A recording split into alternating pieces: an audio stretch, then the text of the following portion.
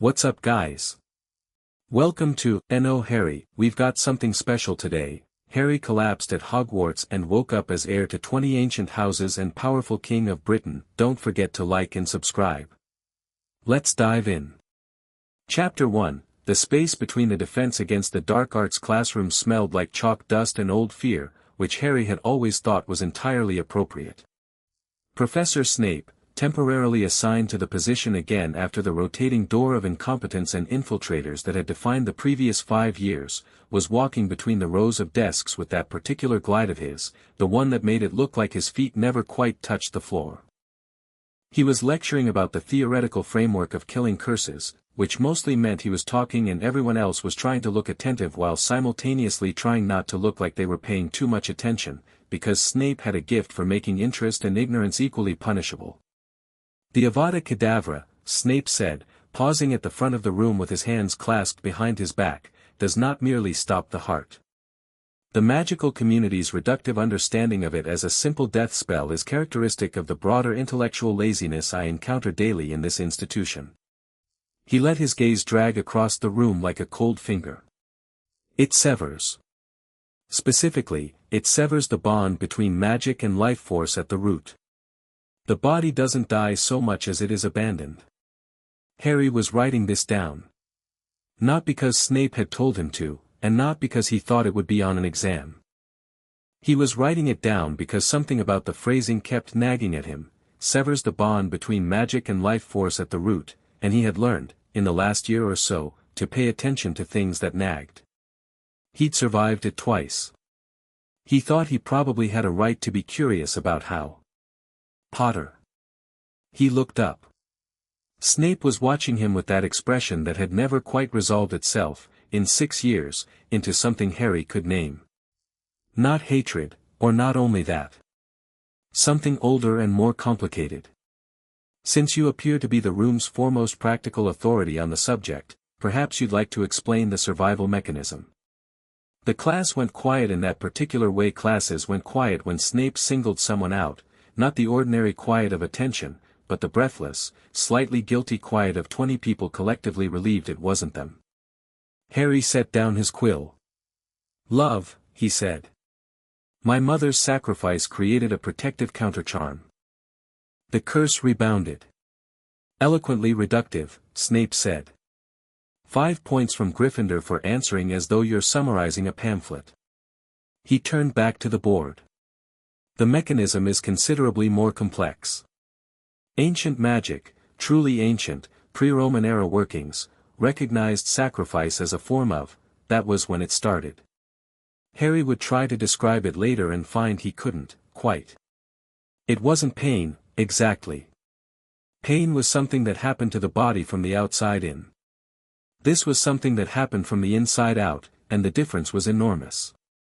It was like pressure, not on his skin or his skull but on something beneath all that, something he didn't have a word for. Like every cell in his body was a fist that had been clenched for 17 years and was now, all at once, trying to open. He gripped the edge of his desk. Hermione, sitting to his left, glanced over and frowned. Harry.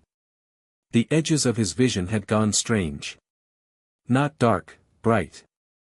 Whiter than white, like looking directly at the sun except without the pain, without the burn. The classroom was dissolving at its margins, the stone walls going soft, the candlelight bleeding outward. Harry. Hermione's hand on his arm. Her voice had gone farther away. "Harry, what's wrong?" He heard his chair scrape back. He thought he stood up. He wasn't sure. Then the floor of the defense against the dark arts classroom came up very fast, and everything stopped. There was no darkness. That was the first thing he noticed. When you fainted, and Harry had fainted before, had gone under in Quidditch crashes and in the presence of Dementors and once, memorably, in second year, there was darkness first. The world went black and then you came back from the black, usually with something throbbing. This was different. This was immediate whiteness, enormous and total, and he was standing in it. Not lying. Standing. He had the distinct impression he hadn't fallen into this place so much as stepped through into it. The space was, vast was the wrong word, because vast implied distance and edges and this had neither. It was simply everywhere, and it was lit from no single source, and it was entirely still. Not empty still, occupied still. The way a room feels when it's full of sleeping people. Harry looked down at his hands. They looked the same. He looked up. 20 figures stood in a semicircle around him. They were not ghosts, he'd grown up with Hogwarts ghosts, knew their particular quality of silver translucence and slightly indignant air. These were something else. More present than ghosts. Less present than people. They had weight to them, the way old trees had weight, the way stone does, and they were all watching him with an expression he slowly recognized as relief. The one directly in front of him was a woman. Tall, dark-haired, wearing robes that predated anything in any of the Hogwarts history books, older even than the Founders' portraits. She had Harry's eyes. Not green, exactly. Green like deep water, like something alive and very old lived behind them. "You took your time," she said. Harry stared at her. "Who are you?" "Ignotus Peveril's daughter," she said. "Though I went by Rowena by the end." "Not that Rowena."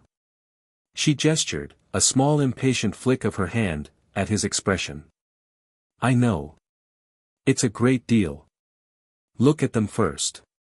You can ask questions after." He looked. The 20 figures were, he couldn't call them distinct, exactly, not yet. They ranged from ancient to merely old, from tall to slight, from warmly present to formally distant. Several had his hair, which was startling. Several had his jaw or his nose or the particular way his hands hung at his sides. One, a broad, bearded man with arms like oak branches, was watching him with open tears running silently down his face, and the sight of it hit Harry somewhere unexpected and raw. "These are your bloodlines, the woman, Rowena's daughter," he thought, some collateral descendant of the Founders, said. 20 families. 20 lines of magic running back to the oldest sources. All of them converging in you. "That's not," Harry started, and stopped himself, because he was standing in an impossible white void talking to dead ancestors and it seemed a bit late to apply normal standards of plausibility. "How?" "Carefully," said another voice, dry and amused. A man near the far end of the arc, lean and sharp-featured with a scholar's hunch to his shoulders. "Over about 4 centuries. Your family tree is considerably less straightforward than the Dursleys let you believe." "The Dursleys didn't let me believe anything," Harry said. "They didn't tell me anything." "Precisely," the scholar said. "What are the families?" Harry asked. The woman began to count them off with the same quiet certainty with which she'd introduced herself, and as she spoke each name, the corresponding figure seemed to become more solid, more real, like a candle catching: Potter, Peveril, Black, Gryffindor, Slytherin, Ravenclaw, Hufflepuff, Emrys, Pendragon, Lefay, Gaunt, Flammel, Ollivander, Dumbledore, Dumbledore. Harry said sharply. "A branch 3 generations back," the scholar said, completely unruffled. "A younger son who married into the Peveril line and produced one daughter who married into the Gaunt line, and from there it flows to you. Albus does not know. Or rather," he added, "he suspects and has chosen not to examine the suspicion." Harry's jaw tightened. He filed that away and listened as the remaining names completed the circle: Longbottom, Bones, Pruitt, Selwyn, Knott, and the last, the one the bearded, tearful man represented, Pendragon. 20 families. The oldest magic in Britain. "And the king thing," Harry said, because if there was a king thing he wanted to address it directly rather than let it sit in the corner getting bigger. "That's the Pendragon line." The bearded man rumbled something that might have been a laugh. When he spoke, his voice was enormous and gentle and unashamedly emotional. "My blood," he said. "Arthur Pendragon's blood. Yours now, through 8 generations of careful preservation and political necessity and a remarkable amount of unconventional marriage. The title of King of Magical Britain," the woman explained, "is not a ceremonial relic. It was placed in abeyance 300 years ago when the last holder died without making a public claim. The magic never dissolved. It waited. She looked at him steadily. It waited for a convergence. One person holding enough lines to make the claim legitimate under old law. And I'm that. You are that. Harry was quiet for a moment, processing. The white space around him held itself still, waiting. He noticed that it was warmer than it had been when he'd arrived, and that the pressure he'd felt in the classroom, that terrible unclenching, had stopped. Whatever had been trying to open was now simply open. What does it mean? He asked. Practically. What does it actually mean for me? The woman tilted her head, and something in her expression shifted, from relief to something fiercer, more particular. Like she'd been waiting for exactly that question and was glad he'd asked it in exactly that way. It means, she said, that the suppression breaks. Every limitation placed on your magic, by blood wards, by Dumbledore's compulsion charms, by the ambient dampening woven into Hogwarts for the past 5 years specifically to keep you manageable, it breaks. It has already broken. That is why you are here. Harry felt something cold move through him. Compulsion charms. Not to control your mind, she said quickly, and he understood she was not trying to soften it, just to be precise. To limit access. To keep your magical core operating at roughly 30% of its capacity. Enough to be impressive. Not enough to be, this. She gestured at the space around them. Not enough to make a legitimate claim. He stood with that for a long moment. He knew, on some fundamental level, that he should be angrier than he was. And the anger was there, he could feel it, clean and cold, like a blade sitting in still water. But it was under his hands, not running loose. He'd grown up in a house where anger got you locked in a cupboard, and he'd learned early to hold it tight and use it only when he knew exactly where to point it. Dumbledore, he said. He loves you, the bearded man said quietly. He also believed, with absolute conviction, that you needed to be limited to survive. He was not wrong that you needed protection. He was wrong about what form that protection should take. He managed me, Harry said. Like a resource. No one contradicted him. The 20 houses, Harry said after a moment. What do I inherit? And here the tone of the space changed. Not dramatically, no fanfare, no celestial trumpets. But the 20 figures all straightened slightly, and the air, if it could be called air, gained a particular quality, attentive and charged. From Potter, the woman began, base magical aptitude.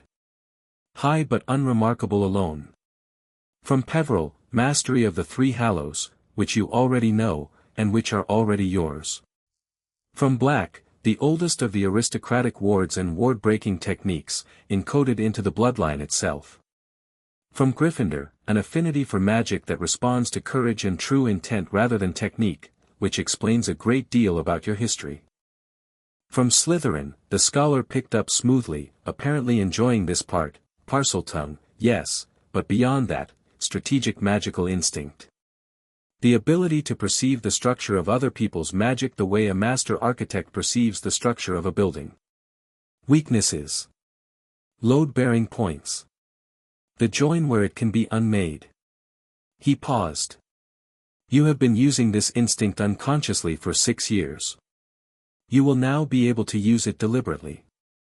From Ravenclaw, a slight woman near the back said, her voice soft but precise, eidetic magical memory.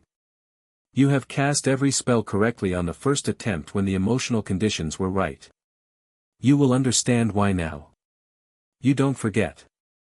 You have never forgotten. From Hufflepuff, said a warm, round-faced man with soil-colored robes, earth magic and the older healing traditions. Most people don't think of Helga as powerful. They're wrong. From Emrys, the woman took over again, and her voice dropped half a register, raw magical volume. The Merlin line. There is no polite way to frame this, you will have more magic than any living person, including Dumbledore. By a considerable margin. Harry absorbed this without flinching. He'd spent 6 years watching people react to his power as though it were a problem to be managed. He was done thinking of it that way. From Pendragon, the bearded man said, sovereignty itself. Old magic recognizes kings. It responds to them. The land, the wards, the ancient enchantments laid into Britain over 2,000 years, they answer you. Not metaphorically. Literally.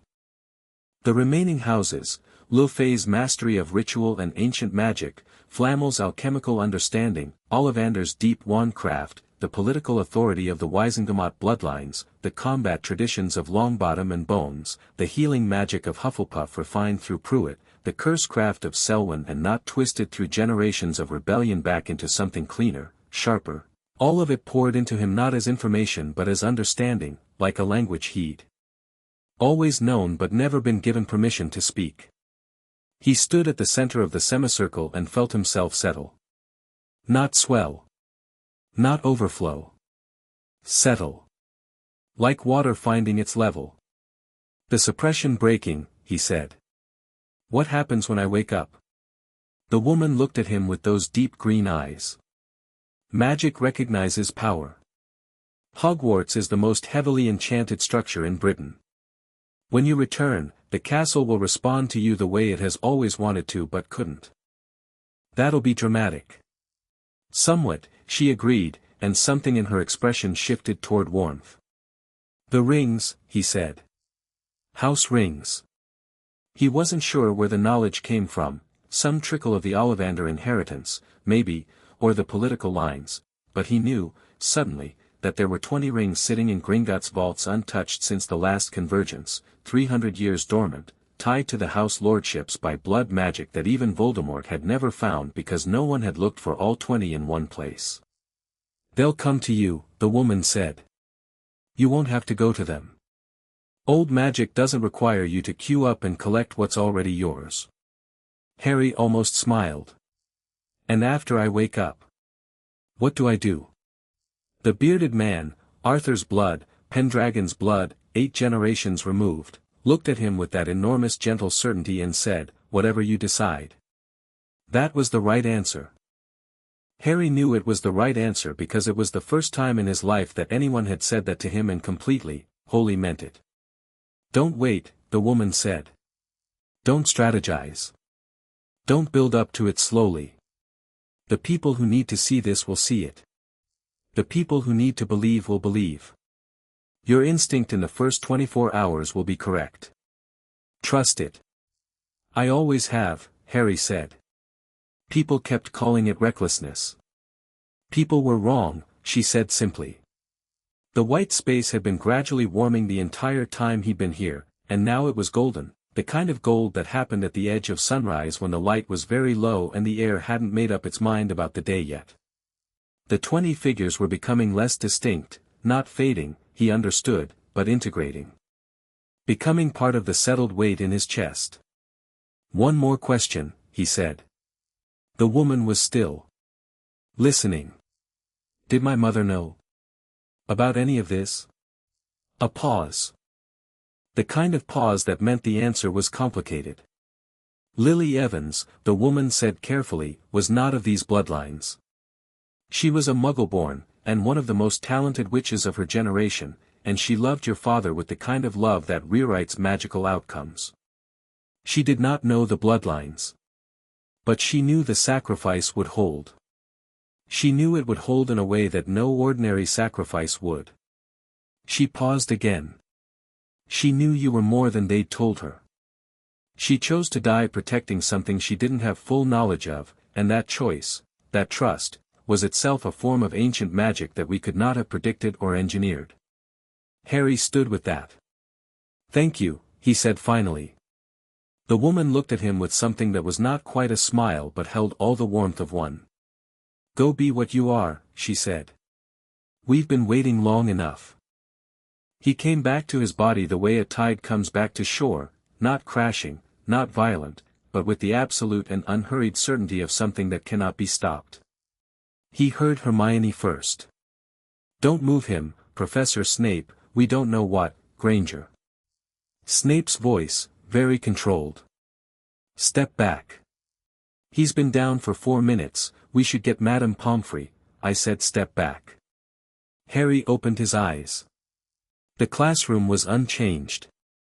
Same chalk dust, same candles, same 20-odd students arranged in a wide circle around where he was apparently lying on the floor. He could see the individual stones of the ceiling with perfect clarity, every crack, every worn groove, every faint shimmer of ancient enchantment woven through the mortar itself. The castle's magic was visible to him now the way the bones of a hand are visible when held up to strong light. He could see all of it. He sat up. The reaction around him was immediate. Several students stepped back. Lavender Brown made a small involuntary sound. Dean Thomas said, "Blimey," under his breath. Even Snape, who Harry was fairly certain had never been startled by anything in his life, went perfectly still. Harry understood why a moment later. His eyes. He could feel it, the way you feel a temperature change, not see it, his eyes were doing something.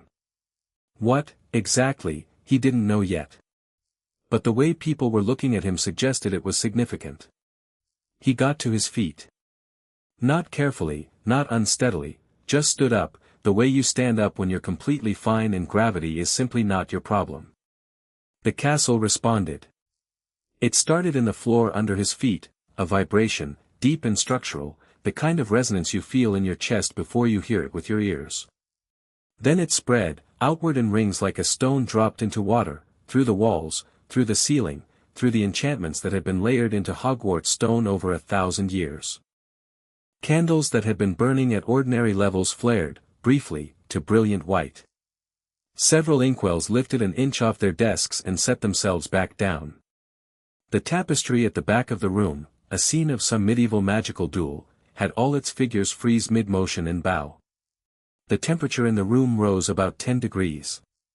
Snape said, very quietly, "Potter." Harry looked at him. And there it was, the thing he'd thought he'd known about Snape was entirely different now that he could see the structure of the man's magic.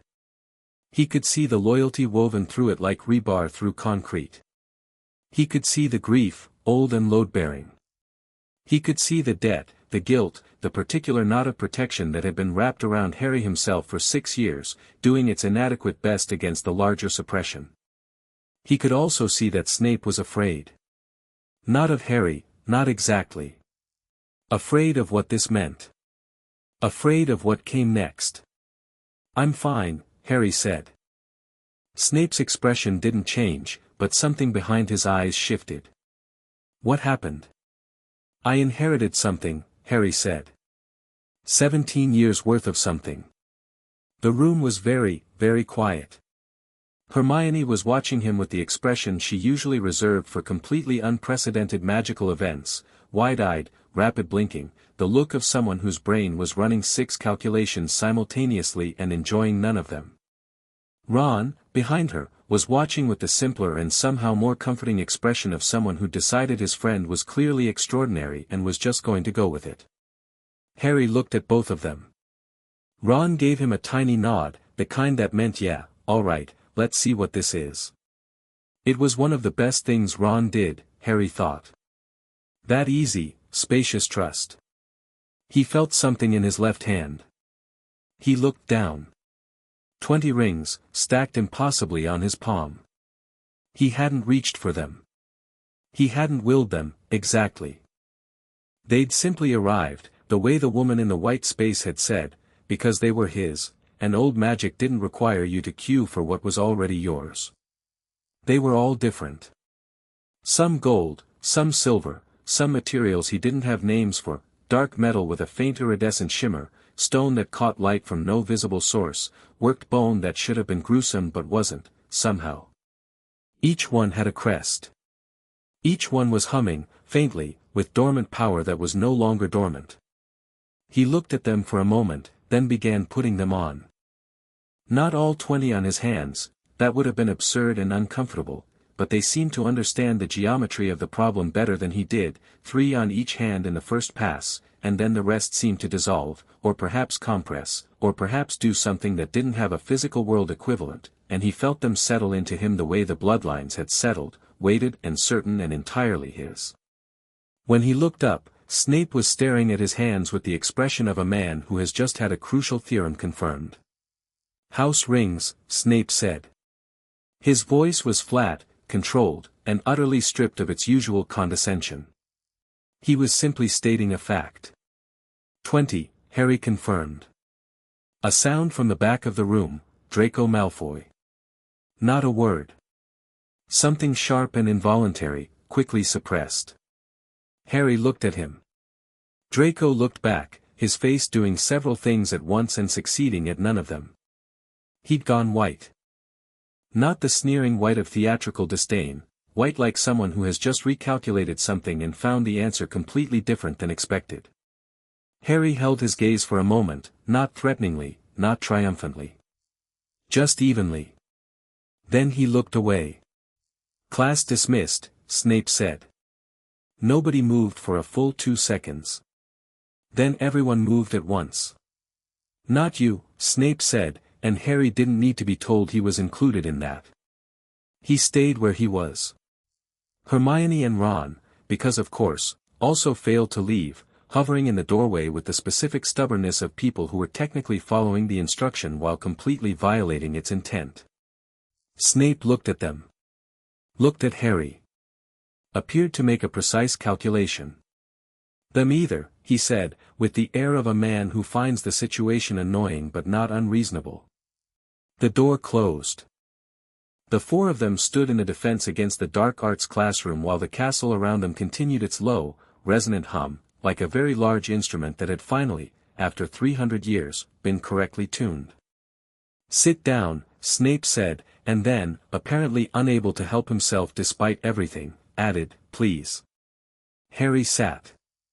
So did Hermione and Ron with the slightly dazed air of someone who had been handed an enormous amount of information and was mentally sorting it into folders. Hermione with the look of someone who already had 7 questions and was restraining herself through sheer effort of will. Snape stood at the front of the room with his hands clasped behind his back, exactly as he'd been standing when Harry had collapsed. The parallel was not lost on either of them. "Albus," Snape said quietly, as though feeling out the shape of the name, "will need to be told." "I know," Harry said. "Tonight." "I know that too." Snape studied him. "You don't seem alarmed." "I'm not." Most people, Snape said, choosing his words with unusual care, when presented with evidence that their magical capacity has been systematically suppressed for 17 years by someone they trusted, would be angry. Harry said. "I am angry. But I'm not scared, and I'm not going to pretend I don't know what I know." He paused. "What do you know about the suppression?"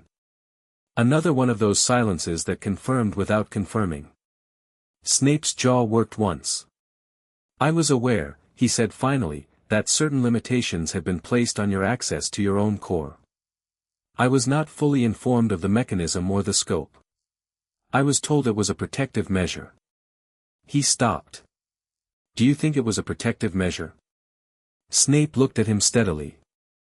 "I think Albus makes decisions based on outcomes he has decided in advance are correct, and he is skilled enough at magic to make those decisions look like necessity." He stopped again. "I think you were never going to be who you needed to be while those limitations were in place. And I think Albus knew that." "Then why?" Hermione said, unable to contain it any longer. "If he knew Harry needed to be, why would he? Because power that can't be guided," Snape said, not unkindly, "frightens people who believe they should be doing the guiding." He was quiet for a moment. "Albus has always believed in the right people making the right decisions. He has never quite worked out that he appointed himself to that position." Harry sat with that. The anger was still there, clean and cold in the still water. He knew where to point it now. He just wasn't in a hurry. "The rings," Hermione said, and she was using her most carefully controlled voice, the one she used when something had completely overturned her understanding of a subject and she was doing her best not to fall apart about it. "Harry, those are, I've read about house rings. In Hogwarts, a history, there's a footnote about the ancient house lordships, but nothing that suggests 20 houses. Who do they belong to, what do they, Hermione, Ron said, and she stopped. He looked at Harry. How are you feeling, mate? Actually. And that was Ron at his best, Harry thought. Cutting through everything to the only question that actually mattered. Better than I ever have, Harry said honestly. It feels like, you know when you've been holding your breath for a long time. And you finally breathe out. Like that. Except for 17 years. Ron nodded. Right, he said simply. The headmaster, Snape said, pulling them back. He'll have felt the resonance. The entire castle felt it. He paused. Everyone in Hogsmeade felt it. Good, Harry said. Snape blinked. Just once. I'm not hiding it, Harry said clearly.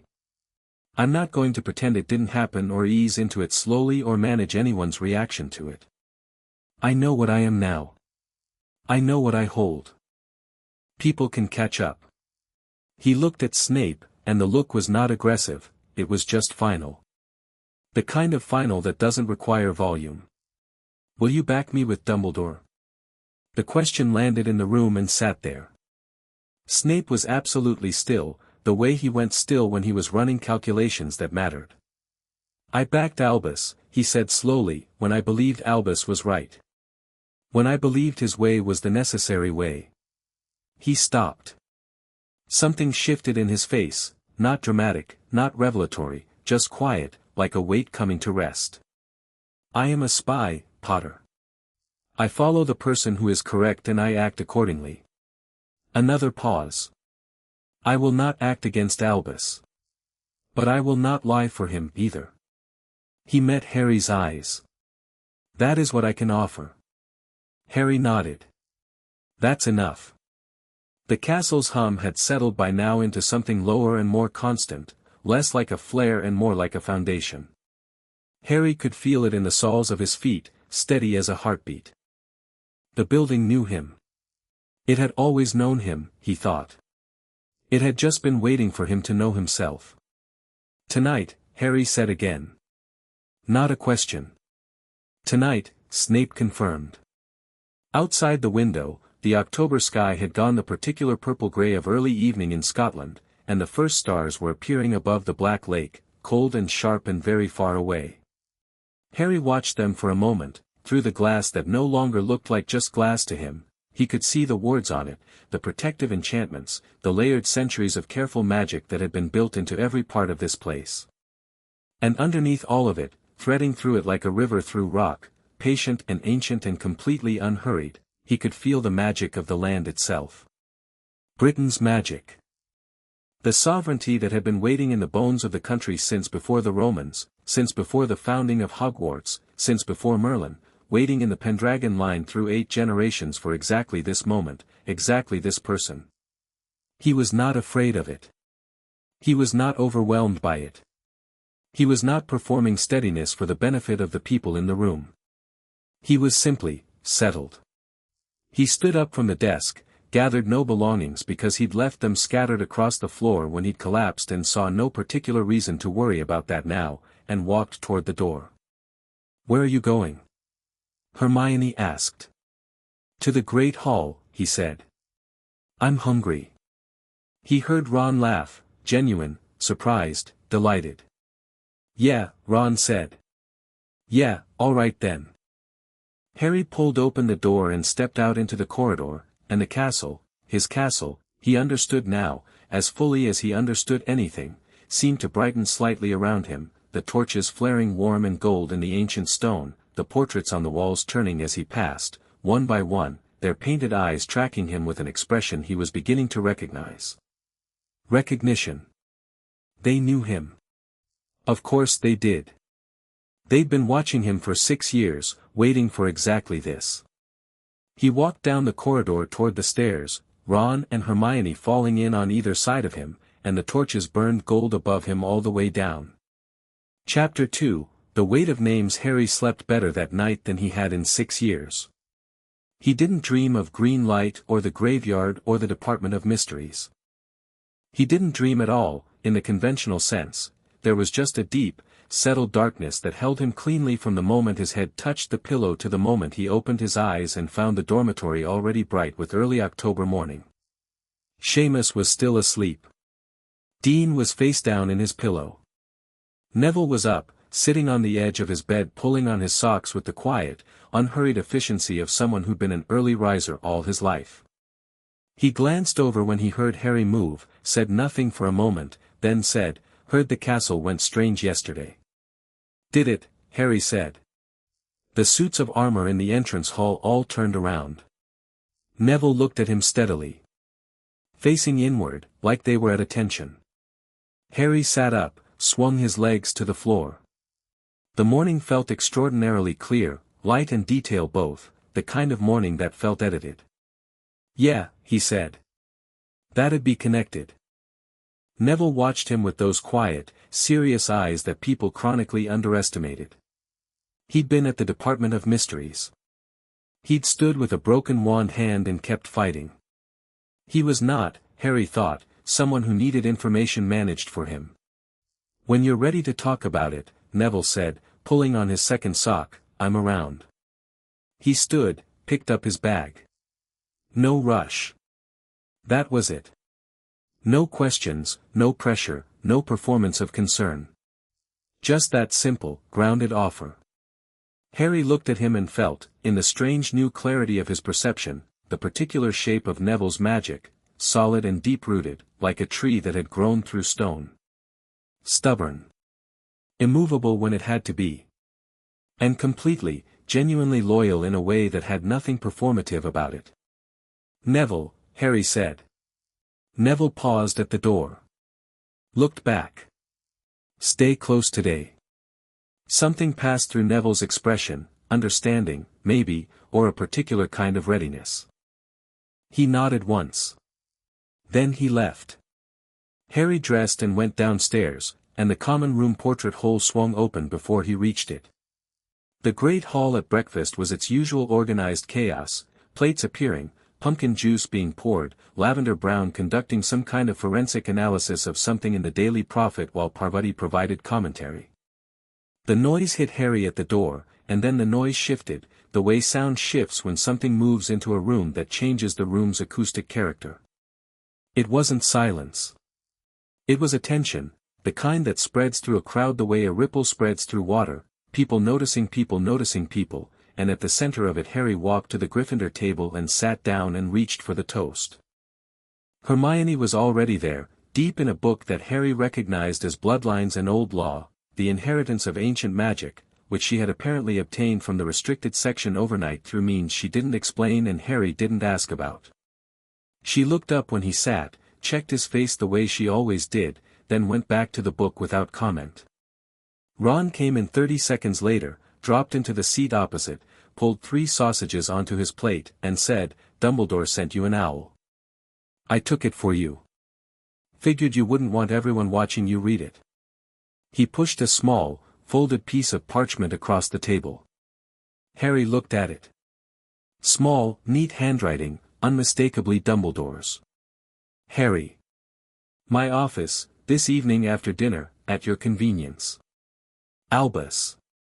At your convenience." Harry turned the phrase over. 6 years, and this was the first time Dumbledore had ever used that phrasing. Every previous summons had been direct, 8 o'clock, 7:30, come now. At your convenience was an adjustment. Deliberate and calculated, and Dumbledore was too precise a communicator for it to be accidental, but adjustment nonetheless. He folded the note and put it in his pocket. "I'll go," he said. "Obviously," Ron said, mouth already full. "Want us there?" Harry considered. "Not for that one." "Right." Another bite. Ron, who had spent 6 years watching Harry walk into dangerous situations alone and had never once stopped worrying about it, was today, Harry noticed, not worried. He was watchful, attentive, but not tight with anxiety the way he usually was before confrontations.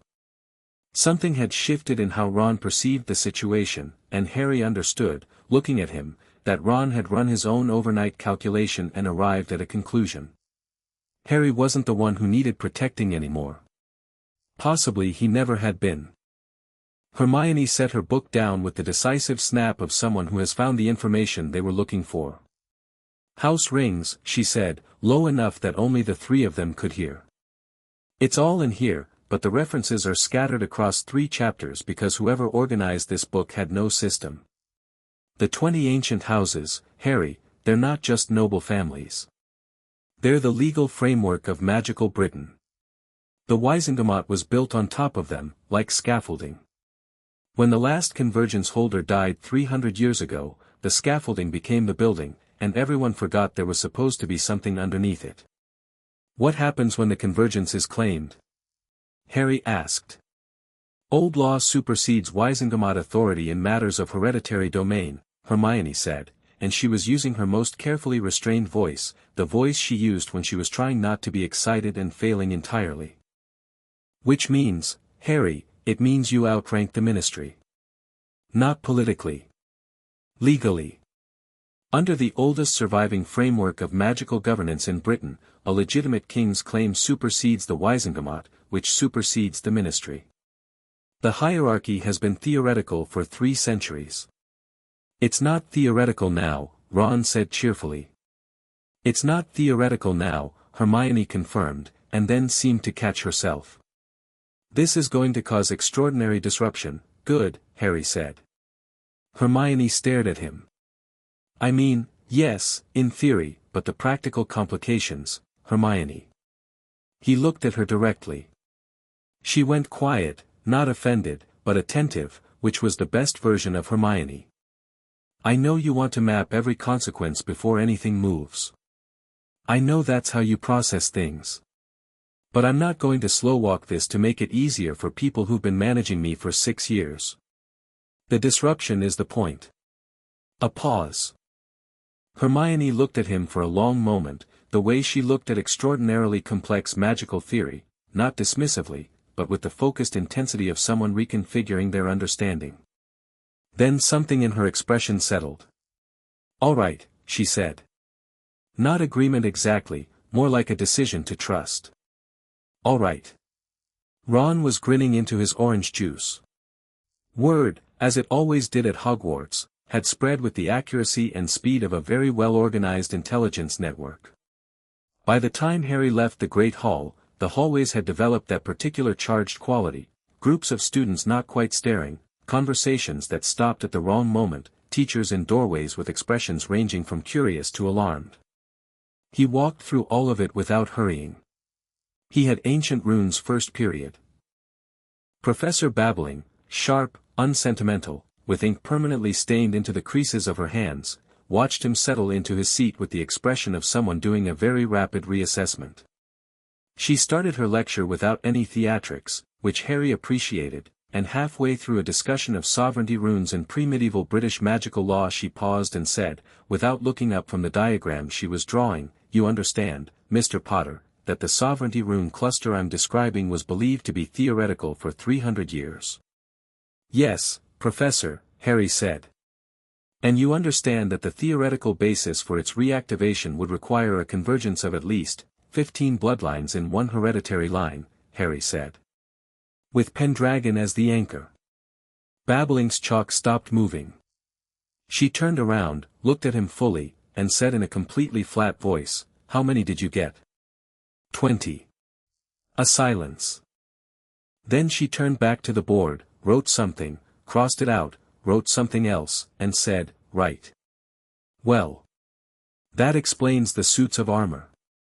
She continued her lecture without further comment, but Harry noticed she'd changed which sovereignty rune diagram she was drawing, shifting from the historical example she'd been using to something more current.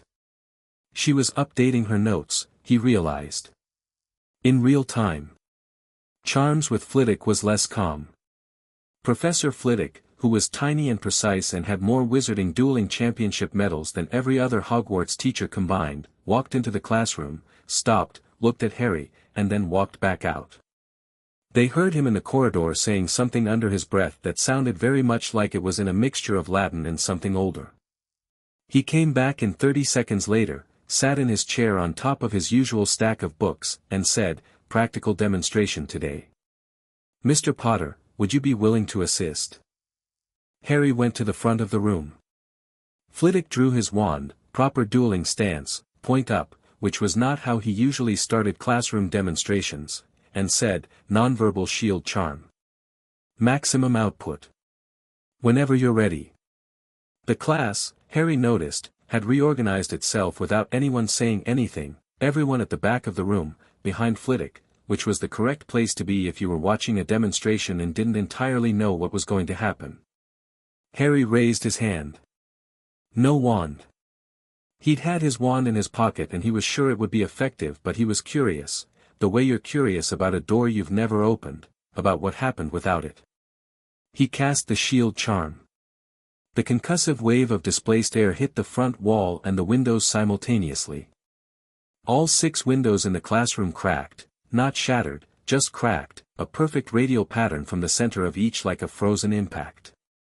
The flagstones under Harry's feet sank half an inch. The chalk on the board evaporated. Flitwick's shield had held. Just. He was sitting very straight on his stack of books with his wand still raised and his eyes very bright. "Wandless," he said. "Seemed interesting," Harry said. Flitwick slowly lowered his wand. His expression was complex, astonishment, yes, and the particular delight of someone who has devoted their life to magic and has just seen something genuinely new, but also a carefully suppressed other thing that Harry identified, after a moment, as relief. Flitwick had been teaching at Hogwarts for decades. He had watched Dumbledore manage Harry for 6 years.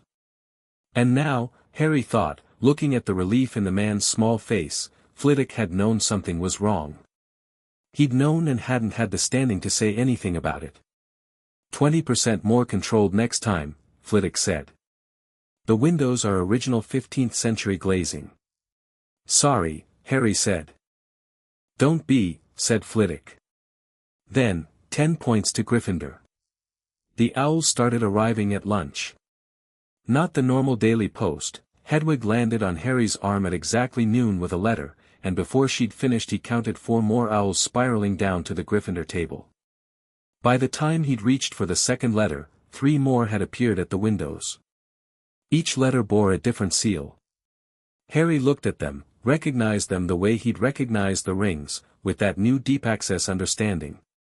The Bones family seal. The Longbottom seal. The Greengrass family. 3 others he identified without being able to say precisely how. All of them bearing some variation of the same message, acknowledgement of the convergence, formal recognition of the claim, and in several cases immediate pledges of fealty expressed in the careful language of ancient magical contracts. They'd felt it too, he realized.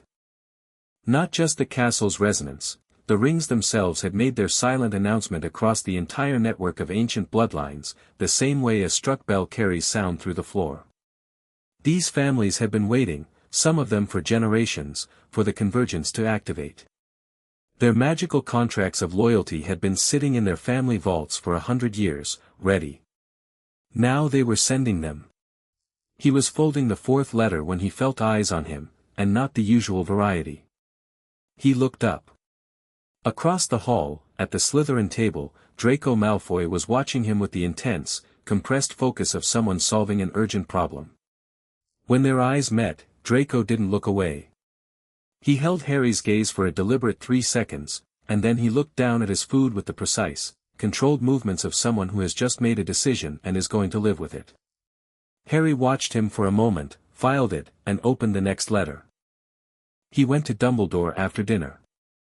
The gargoyle moved before he could give the password. Just stepped aside, smoothly and immediately, which told Harry something about how the magic in this building had redistributed itself. He went up the rotating staircase, knocked on the door, and went in without waiting for an answer, not rudely, just with the easy authority of someone who understood the dynamic had changed. Dumbledore was standing at his window, looking out over the grounds. He turned when Harry entered, and Harry saw it immediately, that extraordinary, perceptive face doing the thing it did when Albus Dumbledore was genuinely confronted with something he hadn't fully anticipated. He was older tonight. Or maybe Harry was simply seeing him more clearly.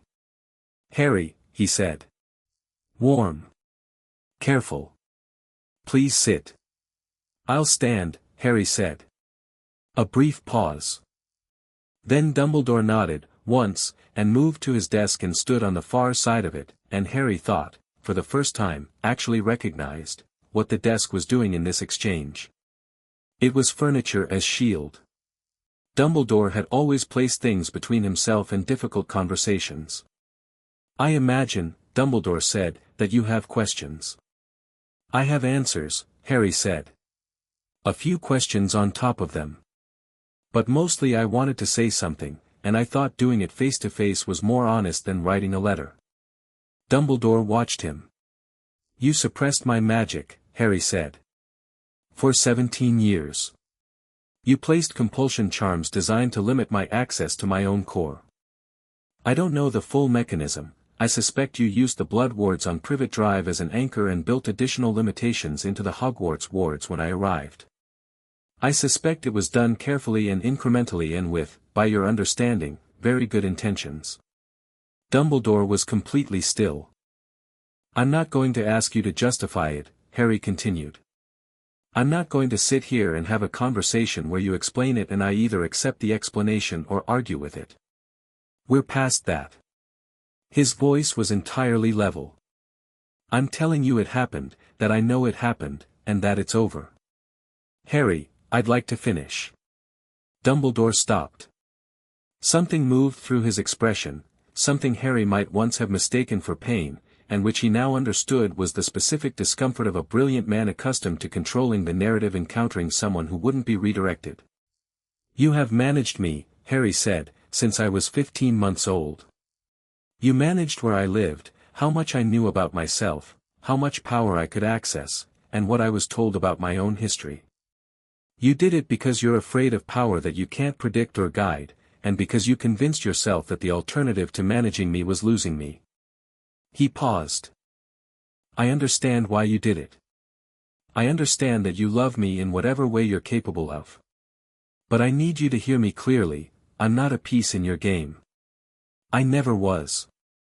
I'm the board." The silence in the office had a very specific quality. Fawkes, on his perch, made a single soft note and was quiet. The portraits of past headmasters were all awake and watching, and Harry noticed several of them nodding. Dumbledore sat down. It wasn't the graceful controlled movement he usually made. It was the movement of someone whose legs have simply run out of certainty. "The 20 houses," he said quietly. "Yes. The Pendragon line." "Yes. I suspected," he stopped.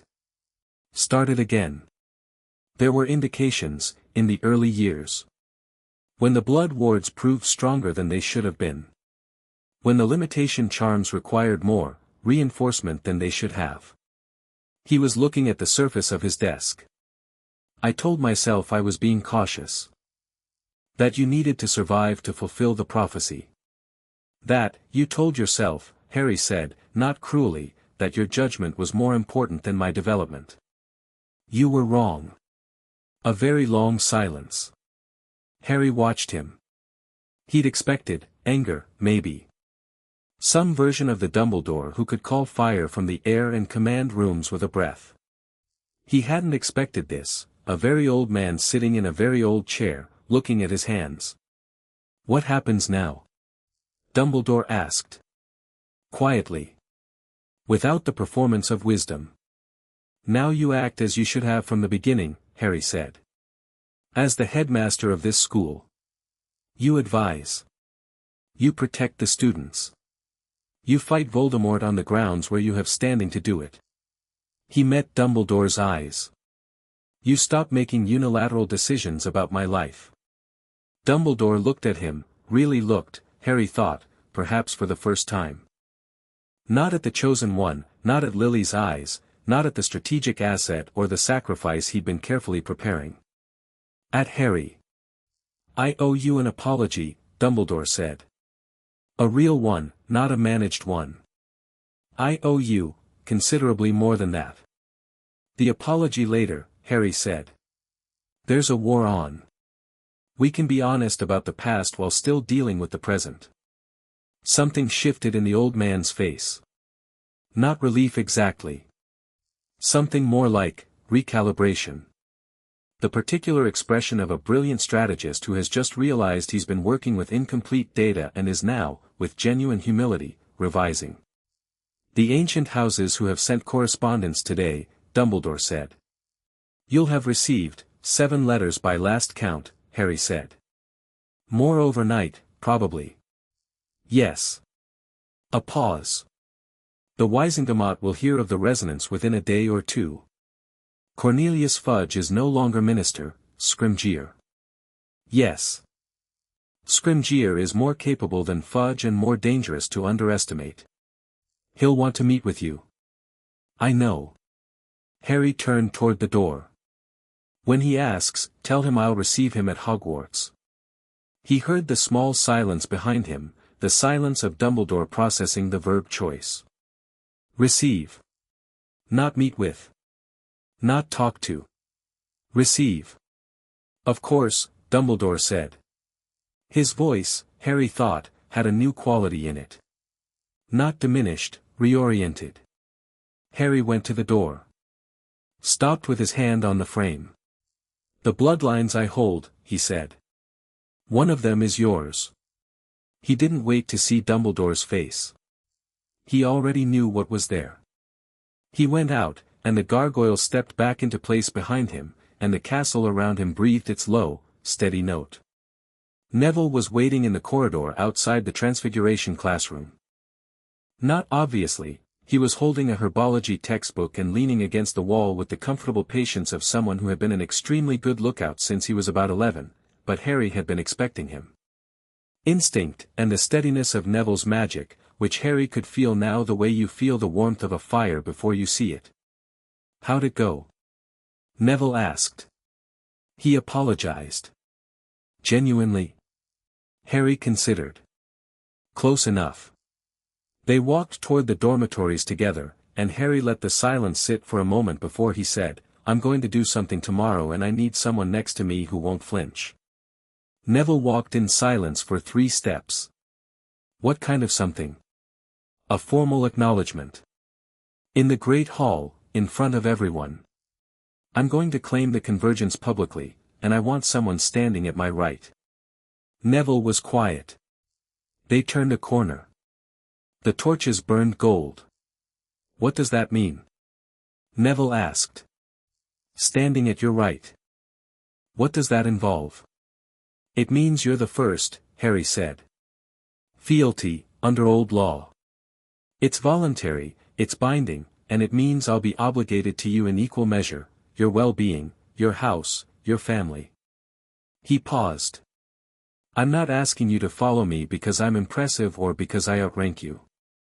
I'm asking you because you've been standing next to me in every actual fight we've been in, and you've never needed permission to do it. Neville stopped walking. Harry stopped too, and looked back at him. Neville was doing that thing he did when he was processing something important, that still, slightly upward gaze, like he was reading something written on the ceiling. Then he brought his eyes down to Harry. Right, he said. The word had weight in it. Not casual agreement, something older and more deliberate. Yeah. I'll stand at your right. Harry nodded. They continued walking. One question, Neville said. Sure. Do I have to wear something formal? Gran will send robes by owl if I ask, but they'll probably be maroon. Harry laughed, genuinely, sharply, the kind of laugh that surprises you. Wear what you want, he said. This isn't a ceremony, it's just a fact. Neville seemed satisfied with this. He was back in the dormitory, sitting on his bed reading through the letters he'd received when there was a knock, not at the dormitory door, which no one knocked at, but at the portrait hole, which was unusual.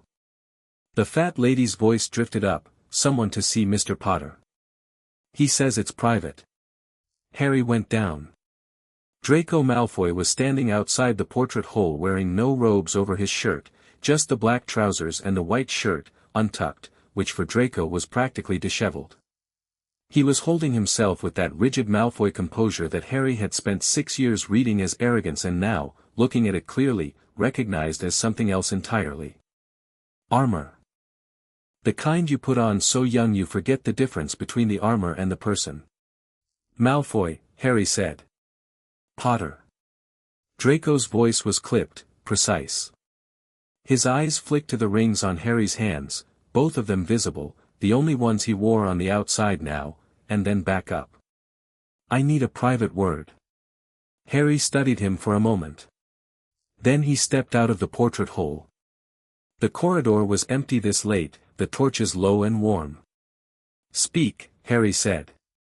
Draco's jaw worked. He was doing a fierce internal battle with himself, Harry could see it, the pride warring with something harder and more pragmatic. Pragmatism won. It usually did with Draco, underneath everything. His father had made a calculation error 6 years ago betting on Voldemort's victory, and Draco had been sharp enough to start noticing the math was wrong. There's a task, Draco said. Voldemort gave me a task at the beginning of the year. I need you to understand that refusing wasn't an option at the time. My mother, I know about the task, Harry said quietly. Draco stared at him. You, unbreakable vow. Snape. You need to fix a vanishing cabinet in the room of requirement to give Death Eaters access to Hogwarts. Harry watched Draco's face go through several things rapidly. I have better information now than I did 3 months ago. How long have you? Long enough. Harry looked at him steadily. What do you want, Draco? The name was deliberate. Harry had not, in 6 years, called him Draco in a neutral tone. Not sarcastically, not familiarly, neutrally, like it was just a name. Like he was just a person. Draco's throat moved. I want out, he said. Low. Precise. No drama, which was how Harry knew he meant it absolutely. I want my mother out. I don't care about my father. A brief tightening around his eyes. I thought I did. I don't, particularly. He made his choices. But my mother didn't choose any of this. Harry was quiet. I know what you are now, Draco continued, and there was something in his voice that wasn't quite respect yet but was the immediate precursor to it, that moment when someone's personal pride becomes less important than their assessment of reality. I knew some of it before, because I have better access to historical records than most people in this school and I've had 6 years to do the math on your bloodlines if you were ever going to. He stopped. The point is that Voldemort is going to lose. I knew it before yesterday. Now I'm certain. And I would very much rather be on the correct side before the end rather than at it. Harry looked at him for a long moment. The vanishing cabinet, Harry said. Can you stall the repair? I've been stalling it for 3 months. Keep stalling. Harry thought. I want weekly reports on everything you hear through Death Eater channels. Not grand strategy, details. Movements, targets, anything operational. Snape as the intermediary. He paused. In return, I'll guarantee your safety and your mother's. Not immunity from all consequence, that's not mine to give and you wouldn't respect it if it was. But safety. Draco was very still. Then, that's all. Just information.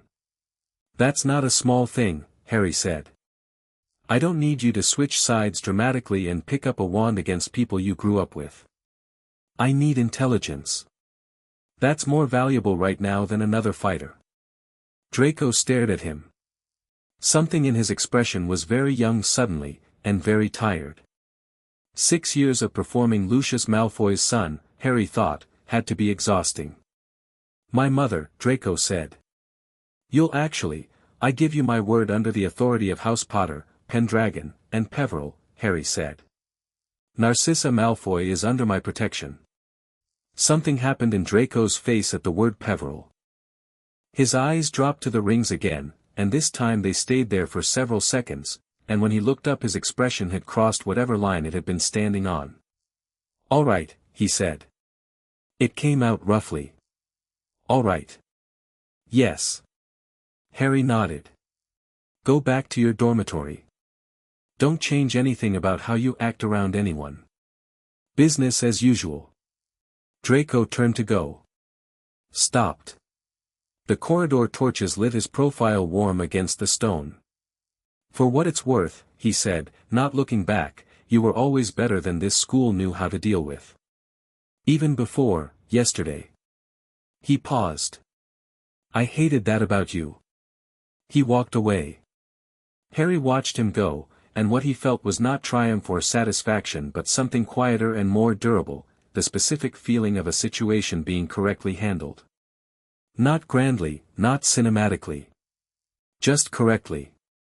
He went back through the portrait hole, climbed the stairs, sat on his bed. The letters were still spread across the covers. He gathered them, stacked them neatly, and set them on his nightstand. Outside the window, the black lake was dark and still, and somewhere under it the giant squid moved in its vast unhurried way, and the wards on the school breathed their quiet ancient breath, and the 20 bloodlines settled in Harry's chest like stars settling into their places after a storm, fixed and sure and completely, finally his. He put out the light. Chapter 3, The Court Begins. The great hall at breakfast the next morning had a different quality to it. Not louder, actually slightly quieter, which at Hogwarts meant something. The usual morning noise was there, plates and conversation and the rustle of the Daily Prophet being passed down tables, but underneath it was that particular attentive stillness that fills a room when everyone knows something is about to happen and no one wants to be the one looking the wrong way when it does. Harry came down with Neville at 7:30. Hermione and Ron were already at the table. Hermione had the Bloodlines book again, cross-referenced now with two others Harry hadn't seen before, and a roll of parchment covered in her tightest handwriting. Ron had a plate of eggs and the relaxed alertness of someone who had slept well and was ready for whatever came next. Harry sat. Neville sat beside him. "Letters," Hermione said immediately, sliding a stack down the table. 11 more overnight. "And, Harry, look at this one." She separated one letter from the rest and placed it flat in front of him, smoothing it with both hands like it was a document of significant importance, which, Harry suspected, it was. The seal was the Ministry of Magic's official crest, but below it, pressed separately in dark blue wax, was a second seal, older, plainer, a single tower with a crown above it. "Wizengamot Secretary," Hermione said. "Not Scrimgeour, the Wizengamot itself is requesting a formal audience." "Harry, the Wizengamot hasn't formally requested audience with anyone outside its own membership in 60 years. The last time was, 1945, Harry said, without thinking about it. Hermione stared. He blinked. "Flammel inheritance," he said, touching one of the rings briefly. "Nicholas kept detailed records." Ron raised his eyebrows. "That's going to take some getting used to." "For me too," Harry said honestly, and opened the letter.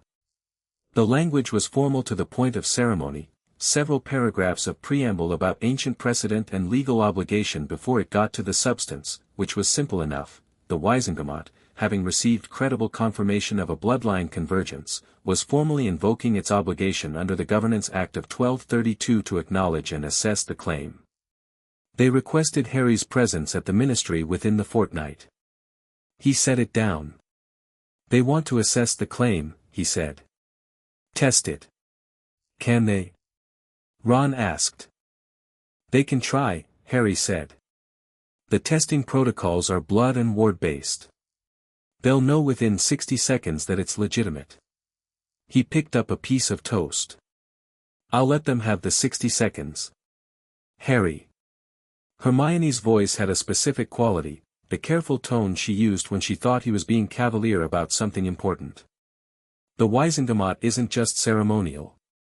They have genuine political power, the ministry defers to them on, they defer to old law first," Harry said. "An old law defers to the convergence. It's not a matter of whether they accept it, Hermione. The magic doesn't care whether they accept it. It just is. Hermione was quiet for a moment, doing her recalibration. He watched her work through it, the instinct to argue with the legal and political risk, wrestling with the plain fact that he was right. The wrestling was visible in her expression, and it resolved, as it usually did when the evidence was sufficiently overwhelming, in his favor. Right, she said. Yes. All right. She pulled her parchment closer and made a note. The hall's doors opened. 6 owls came in together, not the usual scattered post-arrival but a coordinated group, flying in a precise formation that anyone with a solid grounding in magical tradition would recognize as a herald flight. They landed in a clean row on the Gryffindor table in front of Harry, and each carried a small package rather than a letter, each package sealed with a different house crest. The hall had gone properly quiet now. Harry opened the packages one by one. 5 family rings, not the dormant house rings from Gringotts, those were already part of him, literally incorporated, but something different. Representative rings, physical expressions of the fealty pledges that had been sent by letter the day before, now formalized in the old magical way. Wearing them wasn't required, but acknowledging them was, under old law. He held the 5 rings in his palm and let the magic in each one register, felt the bloodlines they represented, the old agreements reactivating, the acknowledgement traveling back down the magical network like electricity down a wire. The Bones ring. The Longbottom ring. The Greengrass ring. The Abbot ring. The Selwyn ring. Then he set them down on the table and reached into his pocket and produced a small knife, one that had been in his trunk since 3rd year, useful for cutting rope and opening stuck windows, and drew a single small cut across the pad of his left thumb, and pressed his thumb to each ring in turn, the old blood compact methodology, which he knew with the same deep certainty he'd been knowing things for 36 hours now. A small sound from around the hall. Not dramatic, just the involuntary reaction of several hundred people watching something they recognized even if they couldn't articulate why. Old magic acknowledged itself in the bones before the brain caught up. Right, said Harry, wrapping his thumb in a conjured cloth. That's that. Did it have to be blood? Ron said, looking slightly pained. Tradition, Harry said. Traditions are sometimes terrible, Ron said, but not seriously. Across the hall at the Slytherin table, Harry could see Daphne Greengrass watching him with the precise, assessing expression of someone whose family had just placed a significant bet and was watching the first return. She was not unfriendly. She was, Harry thought, exactly what a Slytherin from one of the ancient houses would be in this situation, cautious, measuring, and willing to update her assessment based on data. Fair enough. He met her gaze briefly and nodded. She inclined her head, exactly 1 precise degree. Business concluded. Double Transfiguration was Professor McGonagall, who said nothing about anything for the first 40 minutes and then, as students were filing out, said, "Potter, a moment," in the precise tone that meant this was not optional. He stayed. McGonagall stood at the front of the classroom with her arms crossed in that particular way she had, not the defensive crossed arms of someone uncomfortable but the braced crossed arms of someone who has decided to simply be direct and is bracing against their own inclination to be tactful. "Sit," she said. He sat on the edge of a desk. "I've been teaching at this school for 31 years, she said. I have watched 6 headmasters make decisions about students that I disagreed with. I have, in 31 years, raised official objection on 4 occasions. She paused. I want you to know that I was not aware of the suppression. I want you to know that if I had been aware of it, there would have been a 5th official objection. Harry looked at her. He believed her completely. Not because he needed to give her the benefit of the doubt, but because her magic was one he could read now, and what he read in Minerva McGonagall was a woman whose entire structure was built around a single load-bearing beam of genuine fairness. She was strict, demanding, occasionally infuriating, but she was incapable of the kind of patient, managed injustice Dumbledore had executed. I know, he said. I know you didn't know. Something shifted in her face. Not relief, she wasn't doing this for absolution. Something simpler. Just wanting it to be said clearly.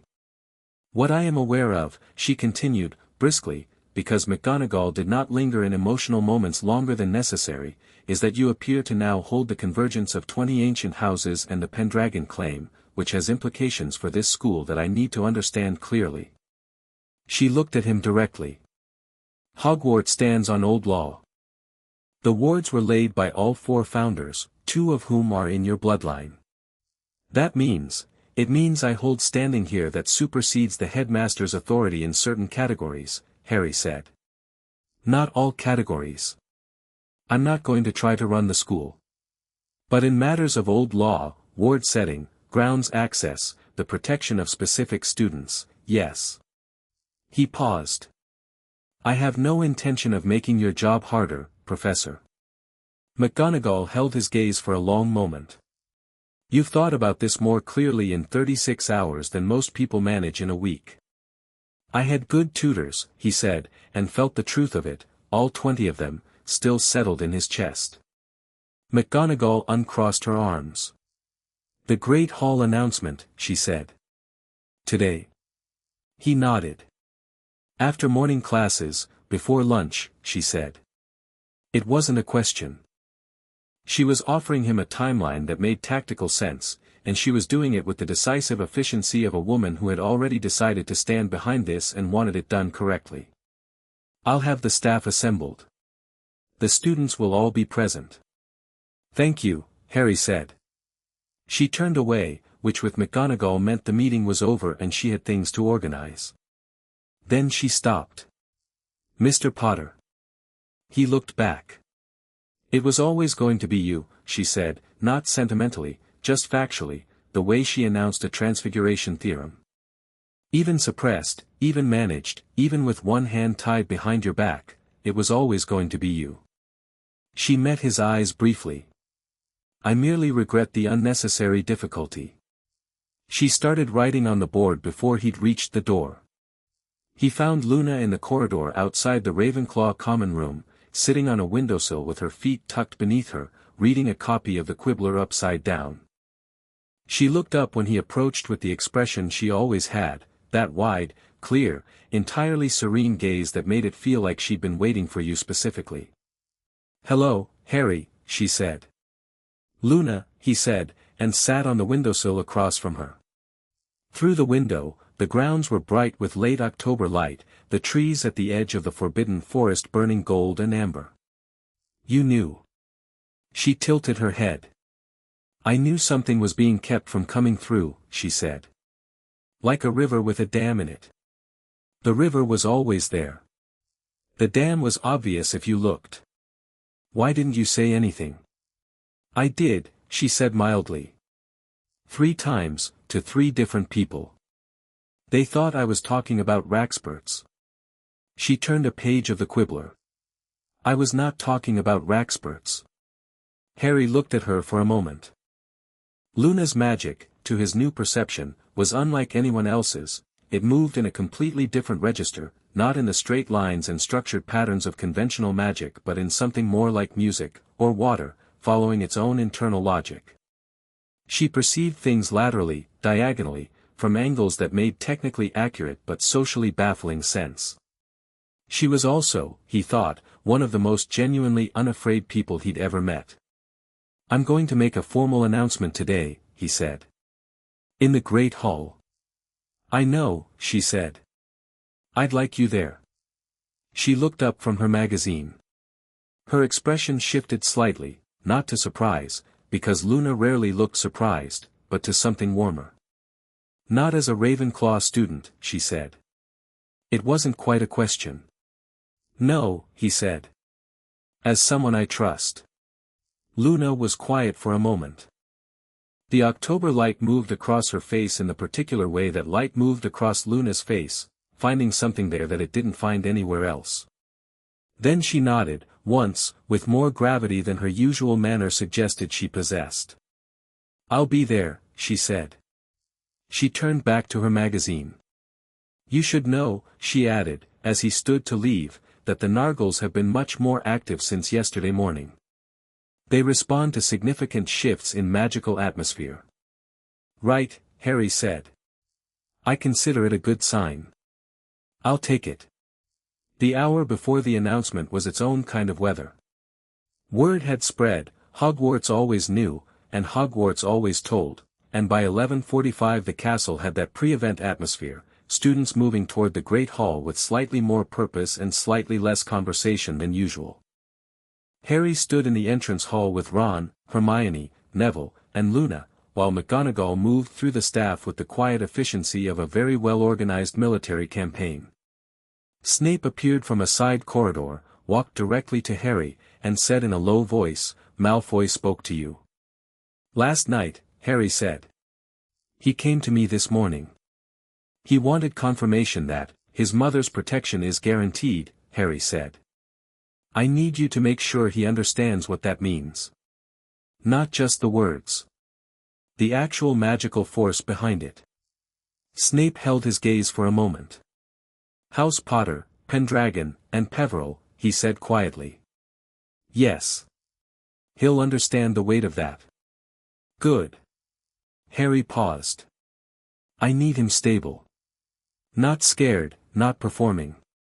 Stable. I'll see to it." A pause between them, different from any pause they'd had in 6 years. Not the old antagonism, not the careful truce of last night, but something that had found its proper shape.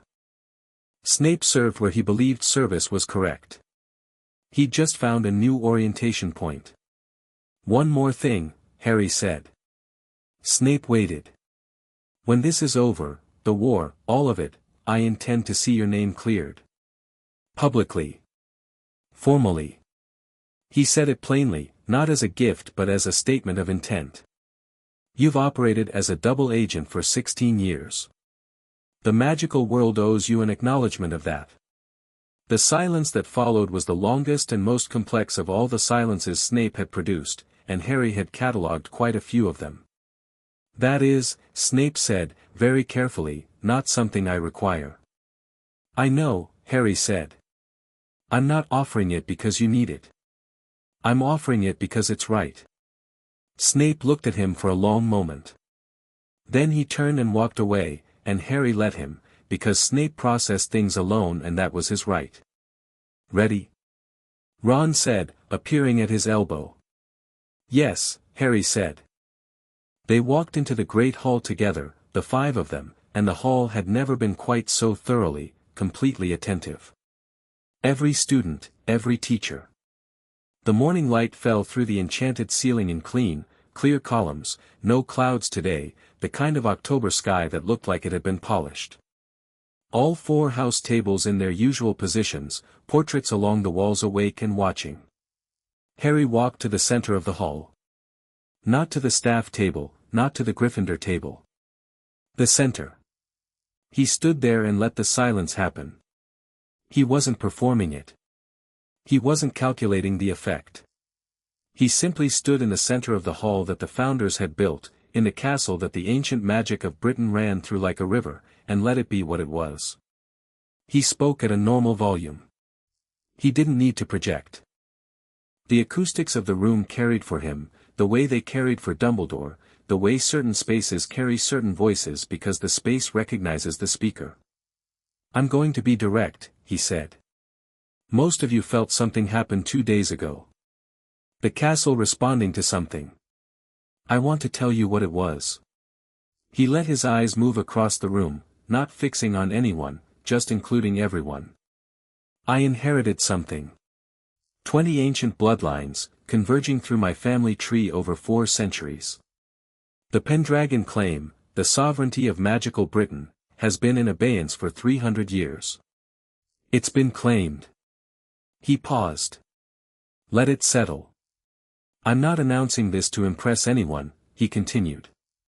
"I'm not announcing it as a political move or a military threat or any of the other things some of you are probably thinking. I'm announcing it because I believe people have a right to know what's happening around them, and because I've spent 6 years operating under a set of rules that I didn't fully understand, and I'm done with that." He stopped. "The war with Voldemort is real and it's coming and it's going to reach this school. I intend to be prepared, and I intend to win.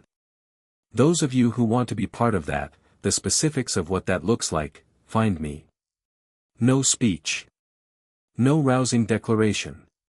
He was done at 53 words past the first sentence, and the hall was completely still. Then Neville stood up from the Gryffindor table. He walked across the hall with a straightforward, unhurried stride, crossed the open floor, and stopped in front of Harry. His face was composed, serious, carrying the specific gravity of someone doing something they have thought about and decided on. Under old law, Neville said clearly, I, Neville Franklin Longbottom, last of the House of Longbottom, pledge my fealty, my service, and the loyalty of my blood to the acknowledged King of Magical Britain. He paused. Harry James Potter. My sword, if needed. My counsel, if wanted. My presence, always. He met Harry's eyes. That's the old form. Gran made me learn it when I was 8. Just in case. Harry looked at him, this quiet, steady, genuinely extraordinary person, and felt something that had nothing to do with politics and everything to do with what was real. I receive it, Harry said.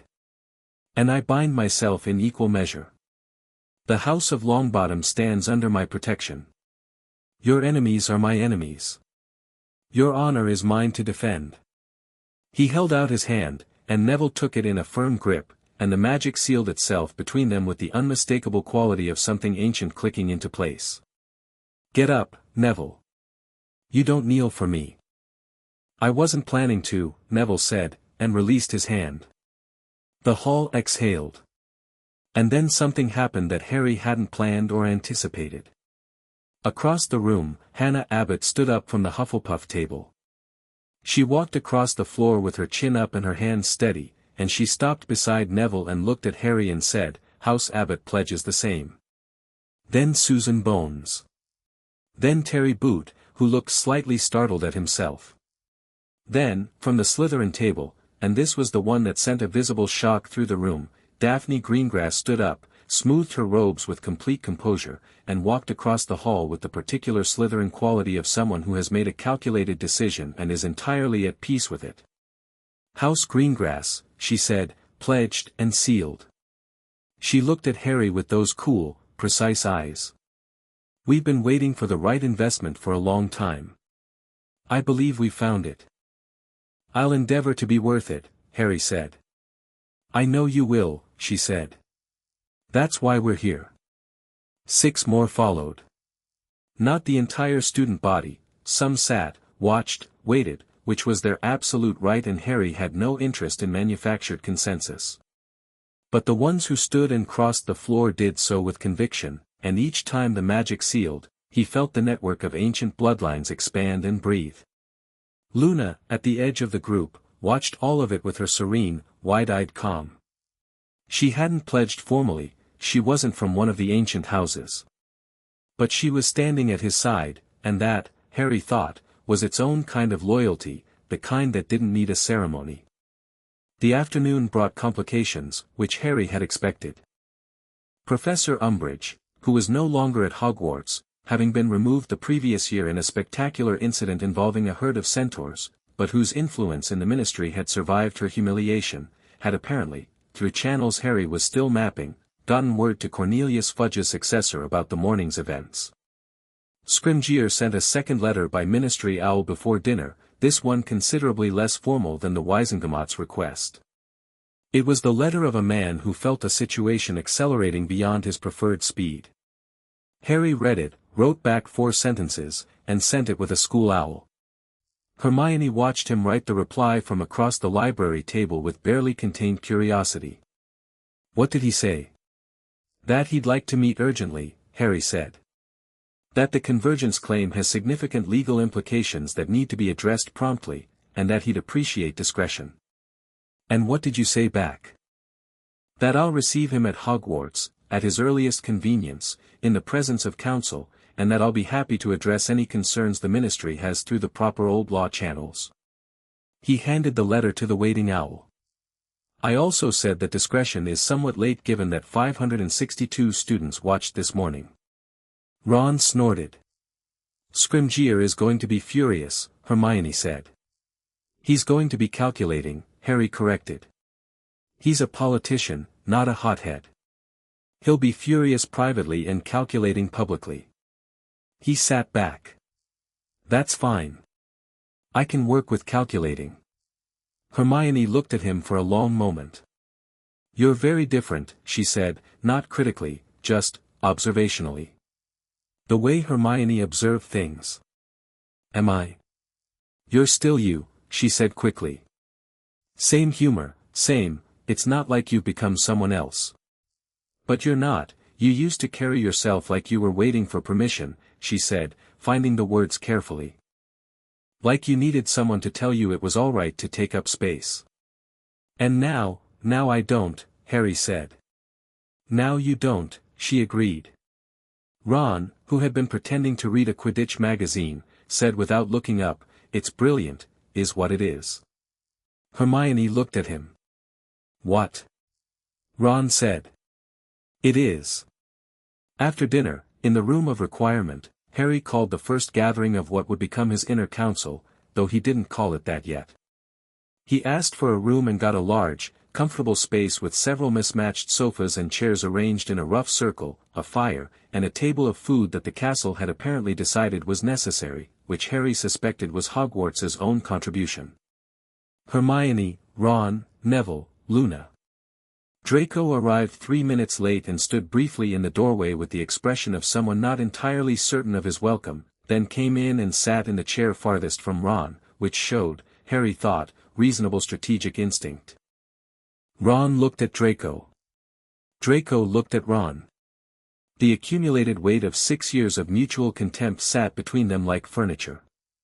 If you two need a moment, Harry said. I'm fine, Ron said. Perfectly fine, said Draco. They both looked away. Not resolved, suspended. Harry would take it. Here's what I know, Harry said, and ran through it concisely, the vanishing cabinet, Draco's situation, the Death Eater access plan. He gave no more detail than was needed and watched the room's reactions as he talked. Hermione taking mental notes. Ron going still the way he went still when he was angry and containing it. Neville steady. Luna listening with her particular sideways attention. Draco, to his credit, did not look embarrassed. He looked like someone who had made a decision and was committed to it. The cabinet is almost functional, Draco said when Harry finished. Another 2-3 weeks at most. I've been introducing deliberate errors but I'm running out of plausible accidents. When it's functional, Harry said, tell me before you report it. Don't give them the signal until I say. Draco nodded. The unbreakable vow, Hermione said carefully, looking at Draco. If you don't complete the task, Snape knew, when he made it, that circumstances might change, Harry said. I've spoken to him. He's not going to die from an unbreakable vow because I've already redesigned the terms. He saw Draco's head come up. Old law supersedes unbreakable vows made under duress. Your vow was made under threat of your family's death. It's not clean magic. He held Draco's gaze. I've already dissolved it. A silence. That's not, Draco started. That's not possible, you can't just, I can, actually, Harry said, with no particular pride in it. Peveril bloodline, specifically.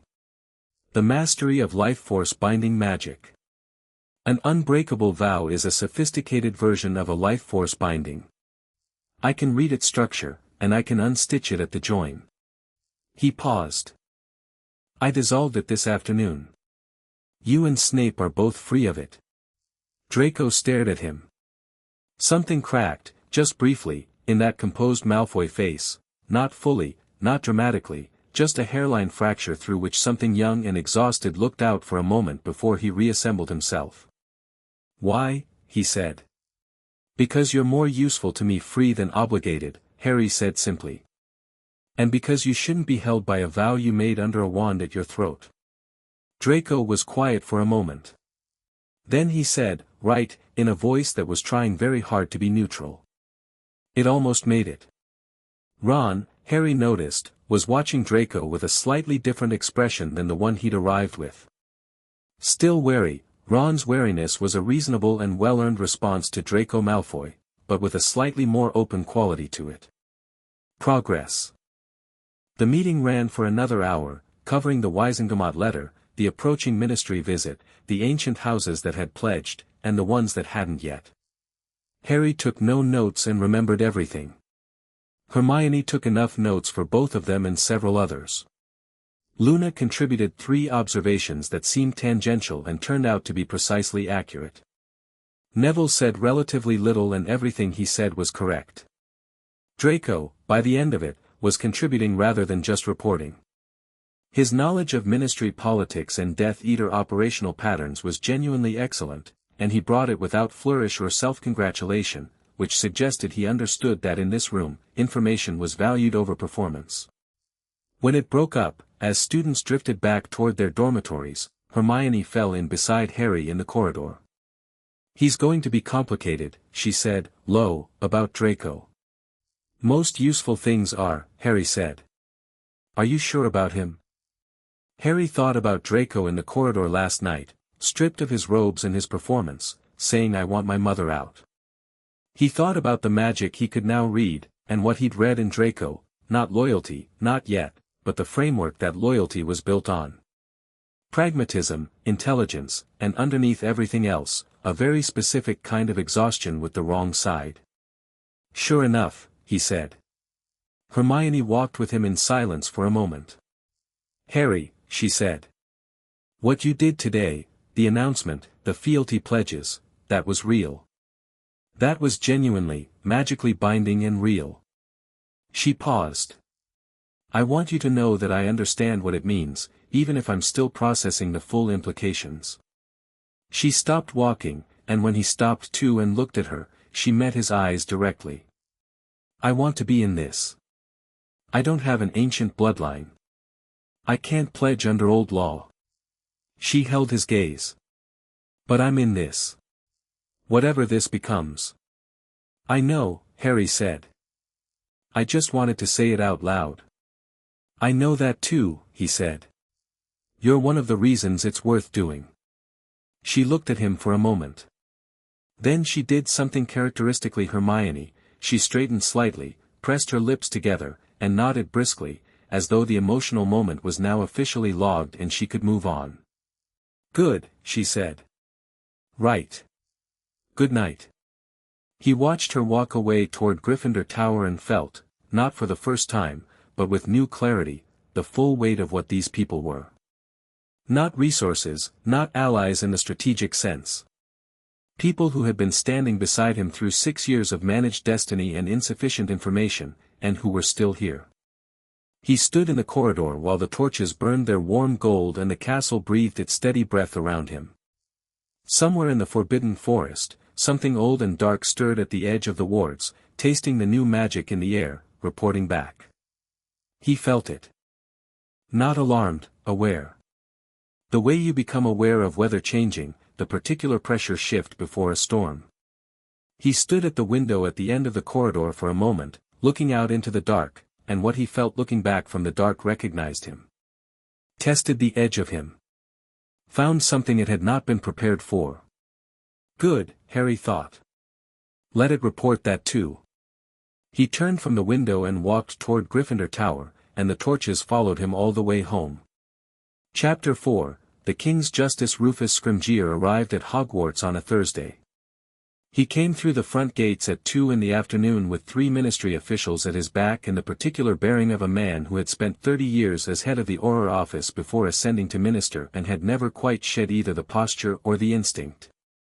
He was a big man, lion-faced, grey-haired, with a slight limp from an old dark creature encounter that he'd apparently refused to have fully healed on the grounds that he didn't trust anything that left no mark.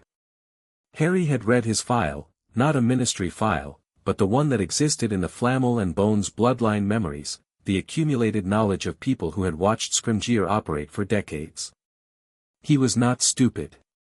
He was not corrupt, which in the current ministry landscape made him relatively unusual. He was a pragmatist with a genuine hatred of Voldemort, a deep-seated belief that authority structures existed for good reasons, and a politician's understanding that the right person with the right power could be an extraordinary asset or an extraordinary problem depending entirely on how the relationship was established in the first hour. Harry met him in the entrance hall. He'd chosen the entrance hall deliberately. Not Dumbledore's office, not a classroom, not a sitting room arranged for comfort. The entrance hall of Hogwarts, with its stone floor and its vaulted ceiling and its suits of armor standing at attention and the staircases sweeping upward behind him, was what it was, the heart of the oldest magical school in Britain, and Harry standing in the center of it was precisely what the setting said he was. He wore his school robes, which he'd done on purpose. No ceremony, no performance. School robes and the rings, 3 visible on each hand, understated but unmistakable to anyone who knew what they were looking at. Scrimgeour came through the doors and stopped. He took in the entrance hall, the armor, the rings. He took in Harry, not nervously, Scrimgeour didn't do nervous, but with the recalibrating attention of a very good orar encountering a situation his briefing had not fully prepared him for. His 3 officials arrayed themselves at his back and tried to look appropriately official. "Mr. Potter," Scrimgeour said. "Minister," Harry said. "Thank you for coming." The phrasing landed. "Thank you for coming," as though Scrimgeour had accepted an invitation rather than requested a meeting. Scrimgeour heard it, registered it, and made a decision to proceed without contesting it. Points to him, Harry thought. "I thought we might speak privately," Scrimgeour said. "My counsel is here," Harry said, and Hermione appeared at his right shoulder with a folder of documents and the precise air of someone who had prepared extensively for this exact moment. "And my principal advisor." Neville, at his left, with that quiet, grounded steadiness. "They stay." A pause. "Very well," Scrimgeour said, and his voice had shifted, barely, but Harry heard it. "Adjusting. Is there somewhere we might sit?" Harry turned and walked toward the great hall, the doors of which opened as he approached without anyone touching them. He heard the sharp intake of breath from one of Scrimgeour's officials and filed it away. They sat at the staff table, Harry in the center chair, which was the headmaster's chair but which had apparently decided it answered to him now, Hermione and Neville flanking him, Scrimgeour and his officials across from them. McGonagall materialized somewhere behind Harry's left shoulder and stood there, which was her version of an endorsement. Tea appeared. The castle was showing off. "I'll be direct," Scrimgeour said, settling his broad hands on the table. "The convergence claim has been verified by 3 independent sources including our own bloodline reader. The old law standing is not in question." He looked at Harry steadily. "What is in question is what you intend to do with it." "Govern," Harry said. "You're 16. Old law has no age restriction on convergence claims. It has a maturity threshold, which is magical rather than chronological, and I passed it when the suppression broke." Harry picked up his tea. "You know this. Your bloodline reader would have told you." Scrimgeour held his gaze. There was a respect in it, Harry thought, that hadn't been there when the minister had walked through the door. "The Ministry," Scrimgeour said carefully, "has operated as the governing authority of magical Britain for 3 centuries. The Wizengamot was built on the scaffolding of old law," Harry said, which was what Hermione had told him and which was, he'd since confirmed through the Flamel records and 3 other bloodlines, precisely accurate. When the last convergence died without a public claim, the scaffolding became the building. I understand why the Ministry functions the way it does. I'm not here to demolish it." Scrimgeour waited. "The Ministry," Harry continued, "handles daily governance well enough. Regulations, enforcement, international relations, the Fleur network. I have no interest in running any of that." He set down his tea. "What I hold under old law is judicial and military sovereignty. The Wizengamot's authority over old law disputes. The command of Britain's magical defenses in times of active war. And the hereditary domain rights of the 20 houses, which means anything touching their lands, bloodlines, or ancient agreements comes to me, not to an appointed committee. Scrimgeour said nothing. Voldemort is at war with magical Britain, Harry said. Not with the Ministry specifically, not with any one institution. With the whole of it. The Auror office is stretched, the Wisengamot is fractured along blood politics lines, and the magical public doesn't trust you because you spent the better part of a year calling me a liar. He said this without heat. I'm not criticizing the instinct to maintain institutional control. I'm telling you that the institution, in the current conditions, needs what I hold to function. We're not opponents in this. A long silence. Scrimgeour studied him with those old Auror eyes, the ones that had spent 30 years reading people in high-pressure situations. Whatever he found seemed to satisfy something in him, not everything, but enough. The Wisengamot audience, Scrimgeour said. I'll go, Harry said. In 10 days. On my schedule, not theirs. I'll submit to the formal verification because the protocol exists for legitimate reasons and I'm happy to honor it. He paused. I want the session recorded, public, and attended by representatives of all 20 ancient houses. Anyone who holds a stake in old law governance should be present when I make the formal claim. Scrimgeour looked at him. You want witnesses. I want transparency, Harry said. I'm not doing this quietly in a back room so the Ministry can manage the announcement afterward. The magical public finds out at the same time everyone else does. Another long pause, and in the pause Harry watched the minister's calculation. He could see it the way he could see the structure of spells now, the political geometry of it, Scrimgeour weighing control against legitimacy against the very simple arithmetic of what happened if he tried to block a convergence claim that 20 ancient houses had already acknowledged. 10 days, Scrimgeour said. I'll arrange the Wisengamot session. Thank you, Harry said. I'll send formal confirmation by owl tonight. There are other matters, Scrimgeour said, and here his voice changed quality. This was not the minister negotiating territory. This was something more direct. Tom Riddle. Yes, Harry said. Your inheritance. The magical capacity that's apparently come with it. He looked at Harry carefully. Is it sufficient? Harry understood what the question actually was. Not a test or a challenge, a question from a man who had been fighting Voldemort's war from the wrong end for 15 years and wanted to know, genuinely, if it was over. It's sufficient, Harry said. Scrimgeour held his gaze for 3 seconds. Then he nodded, once, and something in the set of his shoulders released half an inch. Then we understand each other, he said. They shook hands, and the magic in the contact registered clean and even, no deception from either side, just two people who had just established a working relationship and knew it. After Scrimgeour left, Harry had approximately 40 minutes before his next problem arrived, which was not ideal but was the way the day had apparently decided to organize itself. The next problem came in the form of a Wisengamot owl carrying a second letter, this one from Lord Aldrich Carrow, patriarch of one of the lesser ancient families that hadn't yet pledged and whose silence had been pointed and deliberate. The Carrows, not the Hogwarts Carrows, this was the main branch, had ancient land holdings in the south and historical grievances against 4 of the houses that had already pledged, most of which predated living memory and all of which had been festering without resolution for approximately 80 years.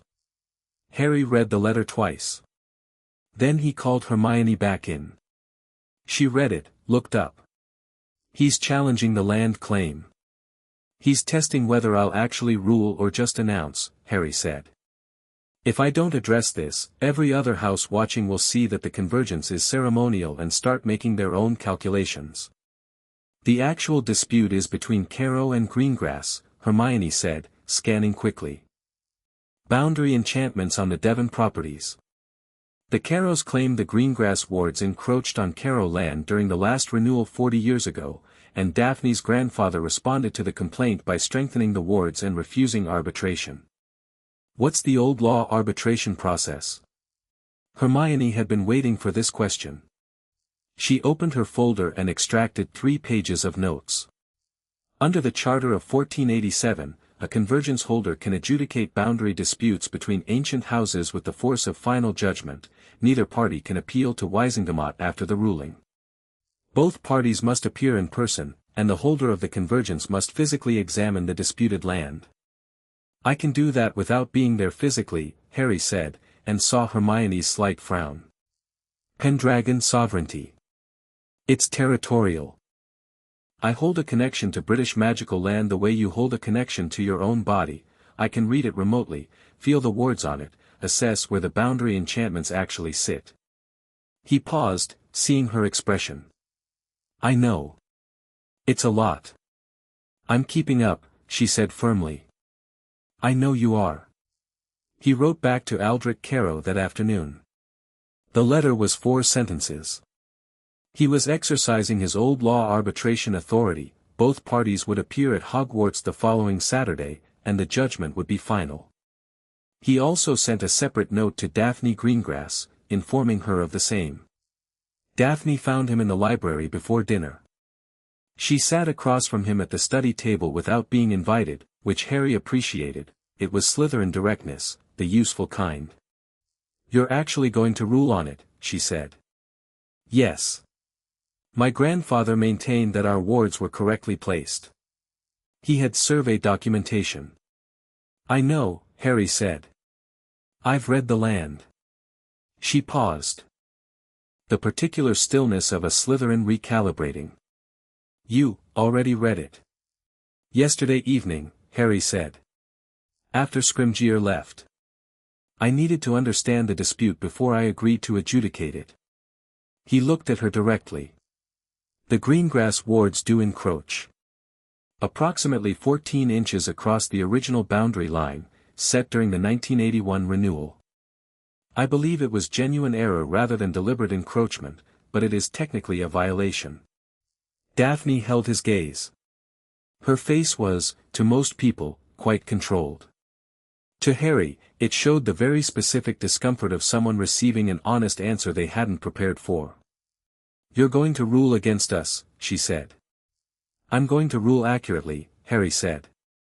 Which means Carrow gets the acknowledgement of the encroachment, and you get the recognition that it was non-deliberate, and the ward boundary gets corrected with both parties present, and the dispute is formally closed. He paused. Your family has been carrying this grievance for 40 years and it's been held open because your grandfather refused arbitration. That damages your house more than any judgment does. A silence. Daphne looked at him with those measuring eyes, and Harry watched her arrive at the same conclusion she'd arrived at in the Great Hall, that this was, in fact, the correct investment. All right, she said. She stood, smoothed her robes. Saturday. Saturday, he confirmed. She walked away, and then stopped. Came back 2 steps. The encroachment. 14 inches in 80 linear feet of ward boundary. You read all of that from here? Yes. She looked at him for a moment. Good, she said, and left. Friday was, blessedly, almost entirely normal. Classes, meals, the familiar rhythm of a school day with its small disputes and its comfortable routines. Harry had Quidditch practice in the afternoon. Ginny, who was seeker this year in his absence from the team, pulled him aside before practice and said with characteristic Weasley directness, "Are you coming back to the team or not? Because if you are I'll step back to Chaser, and if you're not I need to know." "I'm coming back," Harry said. "I miss it." Ginny looked at him, assessed, nodded. Good. You can have Thursdays and Saturdays except this Saturday apparently. How'd you know about Saturday? Neville, she said. Neville tells me things. We're friends. You'd know that if you paid more attention. She turned back to the team. Right, everyone up. Harry got on his firebolt and spent 2 hours doing something that had nothing to do with ancient bloodlines or political authority or the complex geometry of a war, and felt the specific joy of being 17 and very fast and very high up, the October air sharp and clean and the castle golden below him, and it was just good. Cleanly, simply good. Ron, who was still keeper, saved 11 of 12 attempts and seemed pleased with himself. Harry caught the snitch 4 times in a row and let it go each time, which made Ginny suspicious he was showing off, but which was actually because he liked the catching and had no interest in ending the practice. He came down from the last catch with the snitch rolling in his palm, and found Neville standing at the edge of the pitch with his hands in his pockets and that quiet look he wore when he had something to report. Harry landed. Released the snitch. Watched it spiral upward. Something happened, Neville said. Tell me. Owen Cresswell, 5th year Hufflepuff, got attacked. In the corridor off the Charms classroom, 40 minutes ago. Neville's jaw was tight. 3 of them. 6th year Slytherins, the ones with Death Eater family connections. They used a cutting curse. He's in the hospital wing. Harry walked toward the castle. Professor Flitwick reported it to McGonagall, Neville continued, falling in beside him. The 3 students are in the headmaster's office. Dumbledore's dealing with it. He was dealing with it, Harry said. Dumbledore was behind his desk when Harry came in. The 3 6th-year Slytherins, Avery, Selwyn's younger cousin Marcus, and a boy called Thickness whose father was a ministry official deep in Voldemort's pocket, were standing in a line with the guilty defiant expression of people who believed their families would intercede. They stopped believing that when Harry walked in. The temperature in the room didn't drop. It didn't do anything so obvious. But the quality of the attention in the space changed in the same way it changed when something very large and very certain entered a room and didn't particularly hurry. Harry, Dumbledore said carefully. I heard, Harry said. He stood in front of the 3 students and looked at each of them in turn. Not threatening, not performing anger, just looking, with the full clarity of everything he could now perceive. He read their magic the way he'd read Carrow Land Boundary. The cutting curse residue was on Marcus Selwyn's wand hand, still warm. Thickness had cast the binding jinx that held Cresswell in place. Avery had laughed. Owen Cresswell, Harry said. Tell me why. Avery, who was apparently the bravest or most foolish of the 3, said, blood traitor. His father's politics, Harry said, very quietly, are not relevant. His age, 15, is. The curse used on him was not a schoolyard hex. It was a deliberate wounding curse aimed at the neck. He looked at Marcus Selwyn. You aimed it at his throat. Marcus Selwyn's defiance wavered. Under Harry's perception, his magic was radiating the distinctive jagged pattern of someone performing rather than feeling. He wasn't a true believer, Marcus, he was a frightened boy doing what he thought his family expected. It didn't excuse it. But Harry filed it.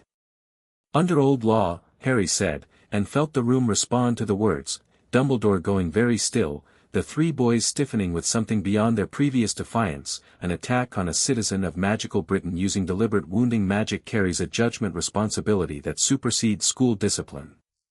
He looked at all 3. I hold that judgment responsibility now. Which means your families can't reach this. Thickness made a small sound. Avery had gone pale. Here is my judgment, Harry said. Expulsion from Hogwarts. All 3 of you. Effective immediately. He paused. Your wands will be bound for 6 months, not snapped, bound, which means supervised magical use only, under the watch of a ministry-assigned observer. You'll spend those 6 months in mandatory service to St. Mungo's healing ward. Specifically the ward that treats casualties of dark magic. He held their eyes. You'll see what those curses actually do. You'll look at it, up close, for 6 months. Avery started, you can't, our families, can appeal to the Wisingamot, Harry said. Under old law. Which means they appeal to me, since old law judicial matters sit with the convergence holder. They're welcome to try. He turned to Dumbledore. Headmaster. The expulsion letters, please. Dumbledore had been perfectly still throughout.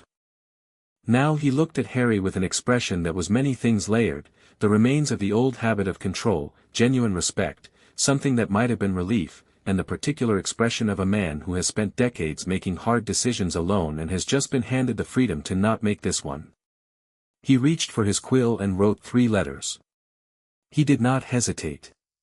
When the 3 students had been escorted out by McGonagall, who had appeared in the doorway with the timing of someone who had been listening in the corridor and had no regrets about it, Harry turned to go. "The families will protest," Dumbledore said. Mildly. "As information rather than warning." "Yes," Harry said. "I know. Marcus Selwyn's family is one of the ancient houses. His family's Selwyn fealty pledge was received this week," Harry said. "Which means he falls under my direct jurisdiction even more clearly." He paused. "I'm not going to be soft on assault because the assailant has an ancient bloodline. That's exactly the kind of distinction that's rotted this society for 50 years. Dumbledore looked at him. "No," he said quietly. "No, you're quite right. I'm going to check on Cresswell," Harry said. He found Owen Cresswell in the hospital wing, propped up on pillows with bandaging on his neck and the slightly dazed quality of someone who had been given something for the pain. He was 15, slight, with his father's ministry worker earnestness on his face and a yellow Hufflepuff scarf on the nightstand. Madame Pomfrey gave Harry a look when he walked in. "5 minutes," she said. "He needs rest." Harry sat in a chair beside the bed. Cresswell looked at him with wide eyes. "Mr. Potter, Harry said. "How are you feeling?" "Better than I was," Cresswell said. He seemed surprised to be asked. They said you expelled them." "I did." Cresswell was quiet for a moment. "Then, their families are welcome to come to me directly," Harry said. "But they won't be coming back here." Another silence. Cresswell looked at the bandaging on his own hand, then out the window at the October evening. "Why?" he said. "I mean, why did you come here?" Harry looked at him. "Because you were hurt," he said. "That's the whole reason." Cresswell blinked. Harry had the distinct impression that this specific answer, delivered without qualification or agenda, was not something Cresswell had been expecting. "Right," Cresswell said quietly. "Okay." Harry sat with him for the remaining 4 minutes, not saying anything, and then stood and left. Saturday morning. The arbitration happened in the Great Hall, which Harry had decided was better than a formal legal chamber precisely because it was not a formal legal chamber. Whatever this became, whatever the court of the Pendragon claim looked like in its fully developed form, it was going to be accessible. Not theatrical, not remote. Present. Aldrich Carroll was 60, sharp, with the particular pride of a man whose family had been right about something for 40 years and was finally getting to say so. He arrived with a solicitor and survey documentation and a general air of contained triumph. Daphne Greengrass arrived with her mother, a calm, elegant woman who had clearly passed on to her daughter the quality of extreme composure under pressure, and their own documentation. Harry sat at the center of the staff table. Neville at his right. Hermione slightly behind him with parchment, not to take orders but because she retained information perfectly and had read the arbitration protocols 3 times and was there as his institutional memory. He heard both sides. He asked precise questions. He let neither party perform at length. When Carrow's solicitor began building to an extended legal argument about the precedent implications, Harry said, "I've read the precedents. Get to the specific evidence," and the solicitor stopped with the expression of a man who has just learned the audience is faster than expected. When both sides had spoken, Harry held out his hand, flat, toward the east, toward Devon, where the disputed land sat, and was quiet for 30 seconds. He could feel the boundary. Not imagine it, not extrapolate it from the documentation. Feel it, the way you feel a seam in fabric, the slight resistance at the join where the 2 magical territories met. The Greengrass wards were, as he'd told Daphne, 14 inches over the original line. Set during a 1981 renewal when the ward setter had used the wrong anchor point.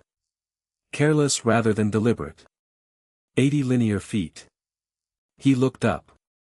"The Carroll claim is valid," he said. "The Greengrass wards currently sit 14 inches beyond the established boundary over 80 feet of the contested section. This is the result of an incorrect anchor point used during the 1981 renewal, not deliberate encroachment. He looked at Caro. You are owed the acknowledgement of the violation. He looked at Daphne's mother. You are owed the acknowledgement that the violation was not intentional. He reached into the pocket of his robes and produced a prepared document. Hermione had drafted it last night in anticipation. The remedy is as follows. The Greengrass ward boundary will be re-anchored at the correct historic line within 30 days, in the presence of a ward setter agreed upon by both parties. The Caro family is entitled to 1 season's grazing rights on the disputed 14-inch strip as recognition of the historical violation. This judgment is final under old law. He looked at both families. Are there any questions? Aldrich Caro looked at the document. His solicitor leaned in and murmured something. Caro read, looked up. The grazing rights, he said. 1 season. 1 season, Harry confirmed. The violation has a fixed historical extent. The remedy should be proportionate. Caro's expression did something complex.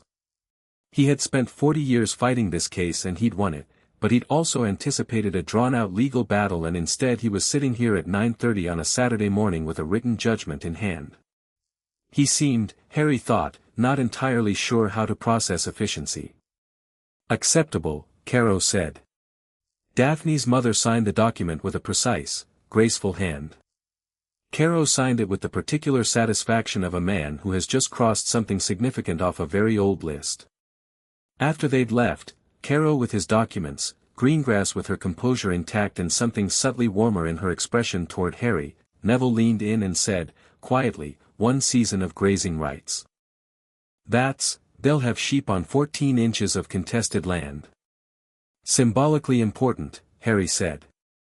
Actually harmless. Nobody loses anything they genuinely need, everyone gets what they came for. He paused. That's what justice should look like most of the time.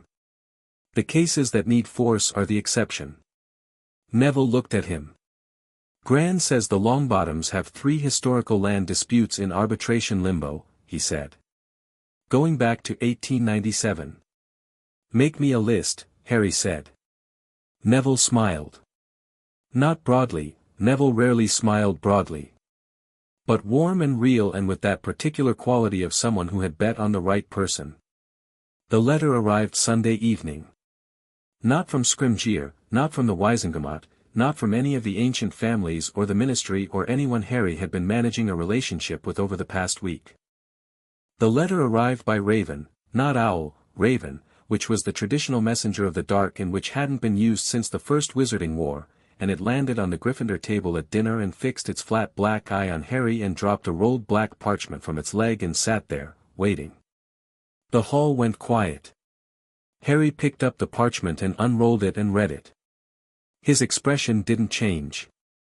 The message was 3 sentences, in a hand he recognized from the ministry files and from the riddle memories encoded in the Slytherin bloodline. You have announced yourself loudly for a child. Come to the forest edge at midnight, alone, and we will discuss the nature of power. Or don't, and I will make my own announcements in your school. Harry set the parchment down. Took a bite of his dinner. Chewed. The hall was watching him. Bit rude, Ron said, looking at the parchment. Very, Harry agreed. He picked up his fork. Finished his meal. Then he looked at Neville. Midnight, he said. Forest edge. Walk with me to the grounds. Obviously, said Neville. I'll come, said Ron. And me, Hermione said. You'll all stay at the tree line, Harry said. This is a conversation I'm having alone. But I'm not going to pretend I don't want you there. He looked around at them. Don't argue with me about it. No one argued. But the quality of the silence, Ron's steady readiness, Hermione's tightly controlled fear that she was managing with intelligence, Neville's complete and uncomplicated willingness to stand at whatever tree line was required, was its own kind of answer. He picked up the Raven's message, folded it, set it beside his plate. Then he reached out with his perception the way he'd reached out toward Devon, east, now south, toward the dark edge of the forbidden forest, and let the land tell him what was there. He found it quickly. A cold place, old dark magic like rotten old wood, the absence of warmth that announced a specific kind of presence. Not the full Voldemort, not the body yet, that was still hidden. But a projection, a piece of him, powerful enough to carry a message and hold a conversation. Harry assessed it the way he'd assessed the ward boundary. Read its structure, found its load-bearing points, understood what it could and couldn't do. He had his answer before he'd finished reading. He looked up from his plate and the torches in the hall burned their ordinary gold and the enchanted ceiling showed a clear black sky full of stars, and Harry felt the 20 bloodlines settled in his chest like stones in a riverbed, fixed and permanent and completely his. He was not afraid. He had not been afraid since the moment he woke up on the floor of the defense classroom. That was not bravado, not performance. It was simply the natural state of someone who knows exactly what they are. Midnight, he thought. Let's see what you've got. Chapter 5, Fire and Old Magic. The grounds at midnight were a different country.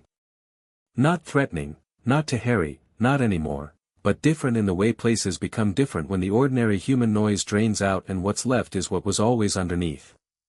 The grass was wet with late October cold. The castle behind them rose in warm gold blocks against the black sky, and ahead, the forbidden forest was a wall of darkness with its own deep breath, its own slow attention. Harry walked down the slope from the castle with Neville, Ron, and Hermione at his back, and the grounds responded to his footsteps the way they'd been responding to him since Thursday, not dramatically, just a faint warmth in the soil, a subtle orientation in the magic of the place, like a compass needle swinging north. Ron was carrying his wand loosely at his side and not saying anything. Hermione had her wand out and was doing that thing where she kept her breathing even through sheer willpower. Neville walked with the same unhurried steadiness he'd walked with through the Department of Mysteries at 15, which was the kind of courage that didn't announce itself. They stopped at the edge of the tree line where the grounds ended and the forest began, the boundary marked by a low ancient ward that Harry could feel plainly, Founders-era magic, Godric's weaving on the east side, Salazar's on the west, the two of them intertwined in a way that probably surprised everyone who assumed they'd hated each other from day one. Here, Harry said. The three of them stopped. He looked at them, Ron meeting his gaze with that easy, certain expression, Hermione gripping her wand and not pretending she wasn't frightened, which was the bravest version of Hermione, Neville with his arms loose at his sides and his eyes already on the tree line. If something goes wrong, Harry said. Nothing's going wrong, Ron said.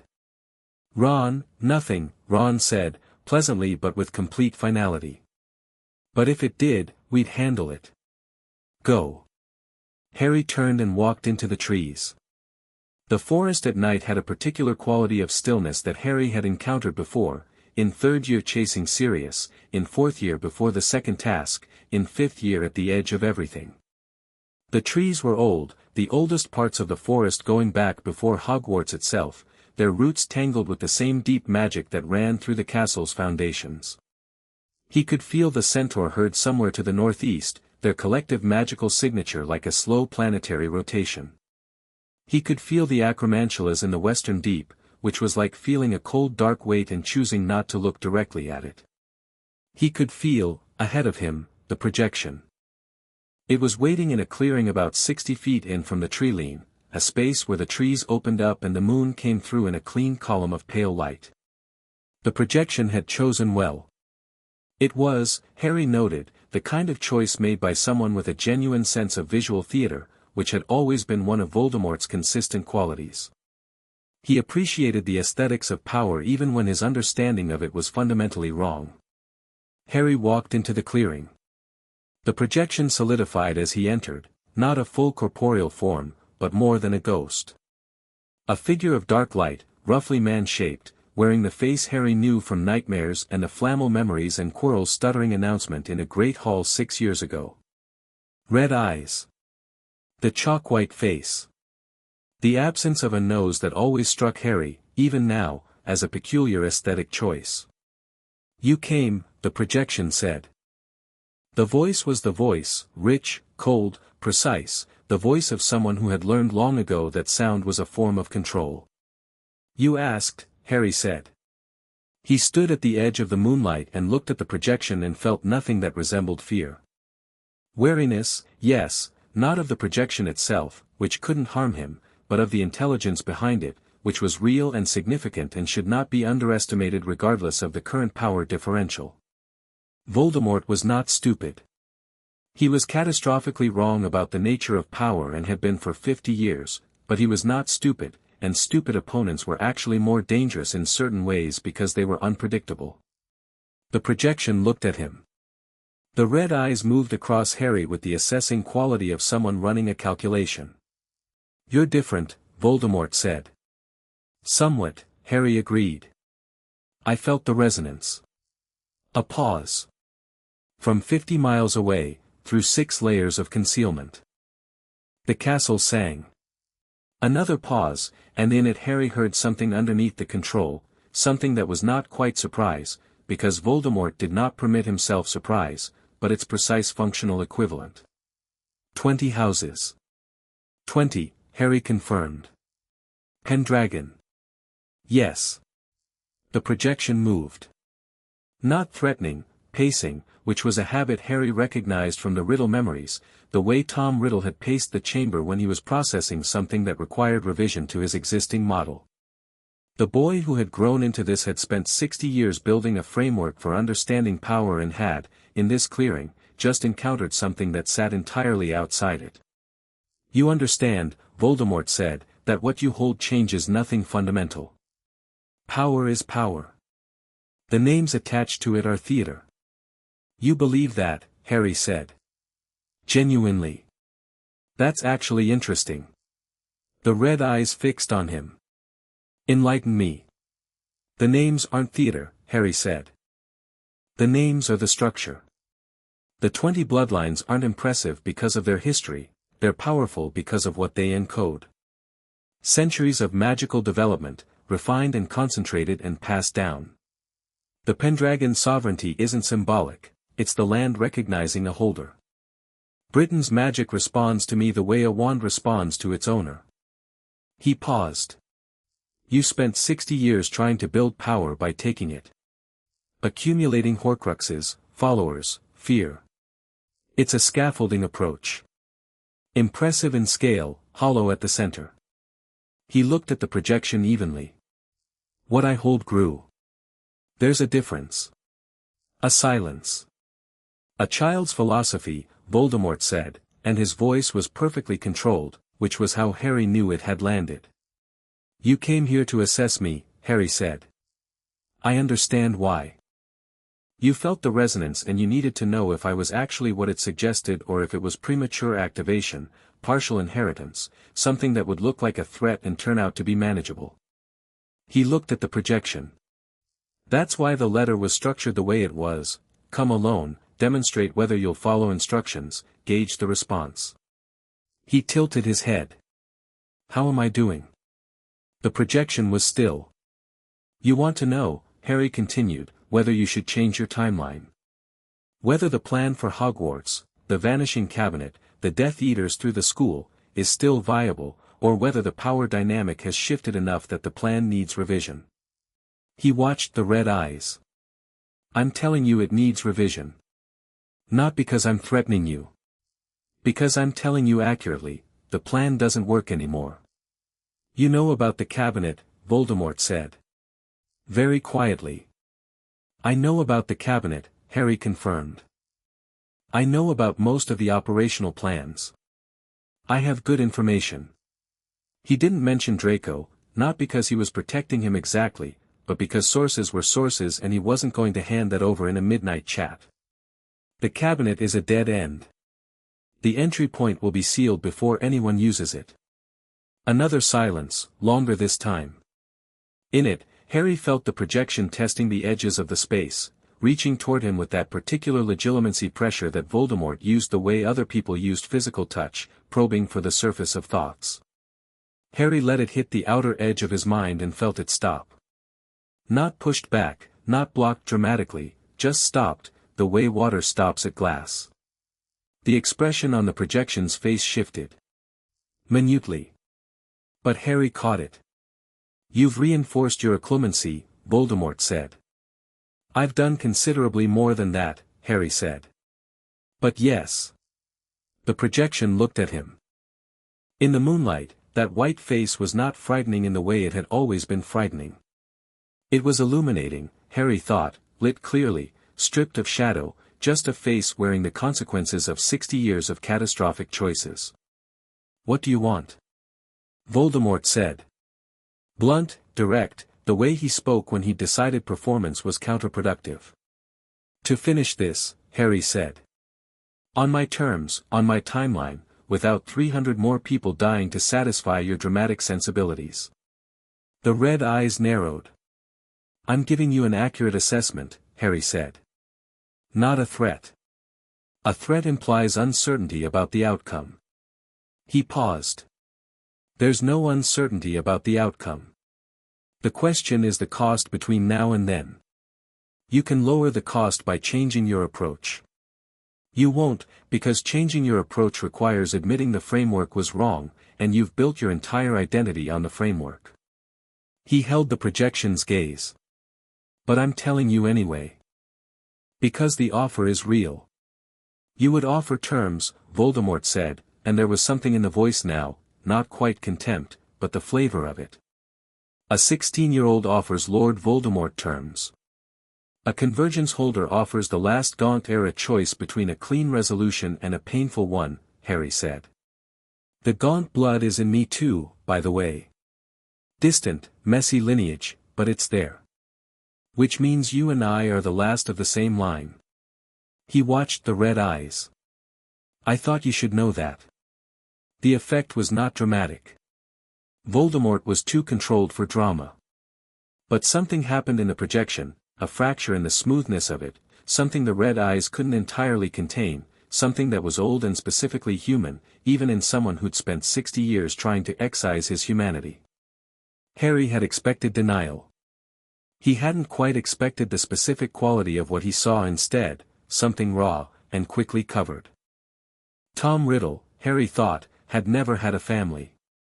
Had wanted one and killed the wanting and spent the rest of his life trying to kill what he'd wanted in everyone else. "That changes nothing," Voldemort said. "No," Harry said. "It doesn't. But it's true." The projection's presence intensified, a gathering of that cold dark energy that Harry had felt from 50 feet away when he'd entered the clearing.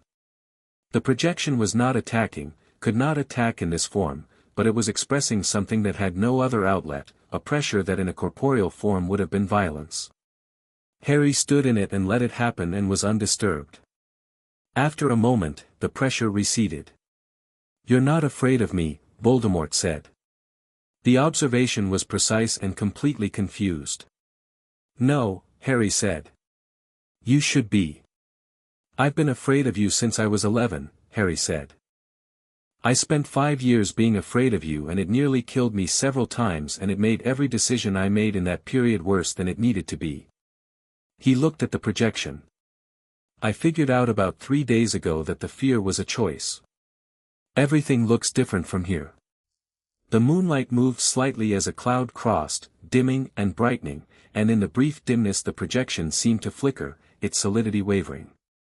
Harry watched it. "The Horcruxes," Voldemort said. A deliberate gambit, dropping the word to see Harry's reaction, to assess how much he knew. "I know about them," Harry said. "I know how many there were supposed to be and how many there still are. I know where most of them are." He paused. "I'm not going to tell you which ones I've located and which ones I haven't. But I will tell you that the Gaunt Ring was destroyed before this year. Dumbledore's hand never fully recovered." The projection was very still. "I know about the diary," Harry said, watching those red eyes. "The locket is in a cave in the North Sea accessed through a blood sacrifice at a concealed entrance. The cup is in Gringotts, Lestrange vault. The diadem is in this castle, in a room that changes its contents but not its location." He stopped. I could continue. I won't, because this is a conversation, not a performance, and you already know I know. Something had happened to the projection's expression. Not fear, Voldemort didn't feel fear, or the fear had been buried so deep it had become structural, part of the foundation, unrecognizable as itself. But the calculation behind the red eyes had changed quality. Harry watched it happen, the way he watched spells change structure mid-cast, the architecture of a plan revising itself under new information. There's one more, Harry said. You know which one I mean. The projection looked at him. I worked it out this week, Harry said. It's the one you didn't plan. The one that happened at Godric's Hollow, when you tried to kill me and the curse rebounded. The fragment that attached itself. He touched his forehead briefly, where the scar was. I've known about the scar for 16 years. I know what it is now. The clearing was very quiet. You'll need to kill me to destroy it, Voldemort said. That's the conventional approach, Harry said. But old magic isn't conventional by definition. The Peveril mastery, the understanding of life force binding, is the same magic the unbreakable vow runs on, the same magic a Horcrux runs on. Different application, same root. He met the projection's gaze steadily. I can detach it. Extract the fragment without killing the host. I've been reading the method for 3 days. The silence stretched out. You're lying, Voldemort said. I'm not, Harry said. I would know, actually. I'm quite clear on when I'm lying. Another silence, and this one had a different quality, the quality of a very large, very carefully constructed certainty developing a crack. Not shattering. Just cracking. The sound a foundation makes when it meets something it wasn't built for. If you could simply extract it, Voldemort began, and stopped, because the sentence had implications he wasn't ready to finish. Then I don't need to die, Harry said. And neither does anyone else on that particular front. He tilted his head. I know what you're thinking. If the fragment can be extracted, why am I telling you? Why not just do it and eliminate your advantage? The projection waited.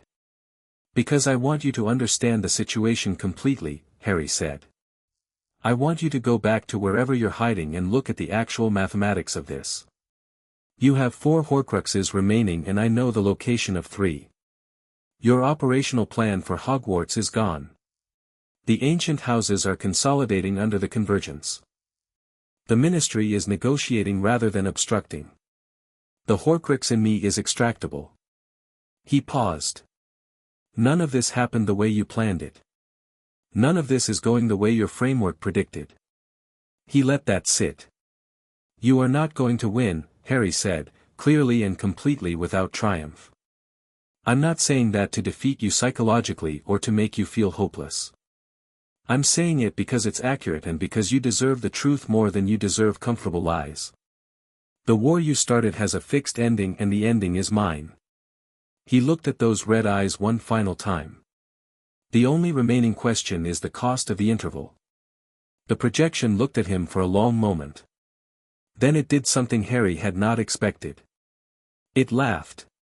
Not the cold theatrical laugh from the graveyard, not the performance of menace. Something more private, and more disturbing for being private, a genuine sound, short and sharp, with something in it that was, if you listened for it, very close to bitter recognition.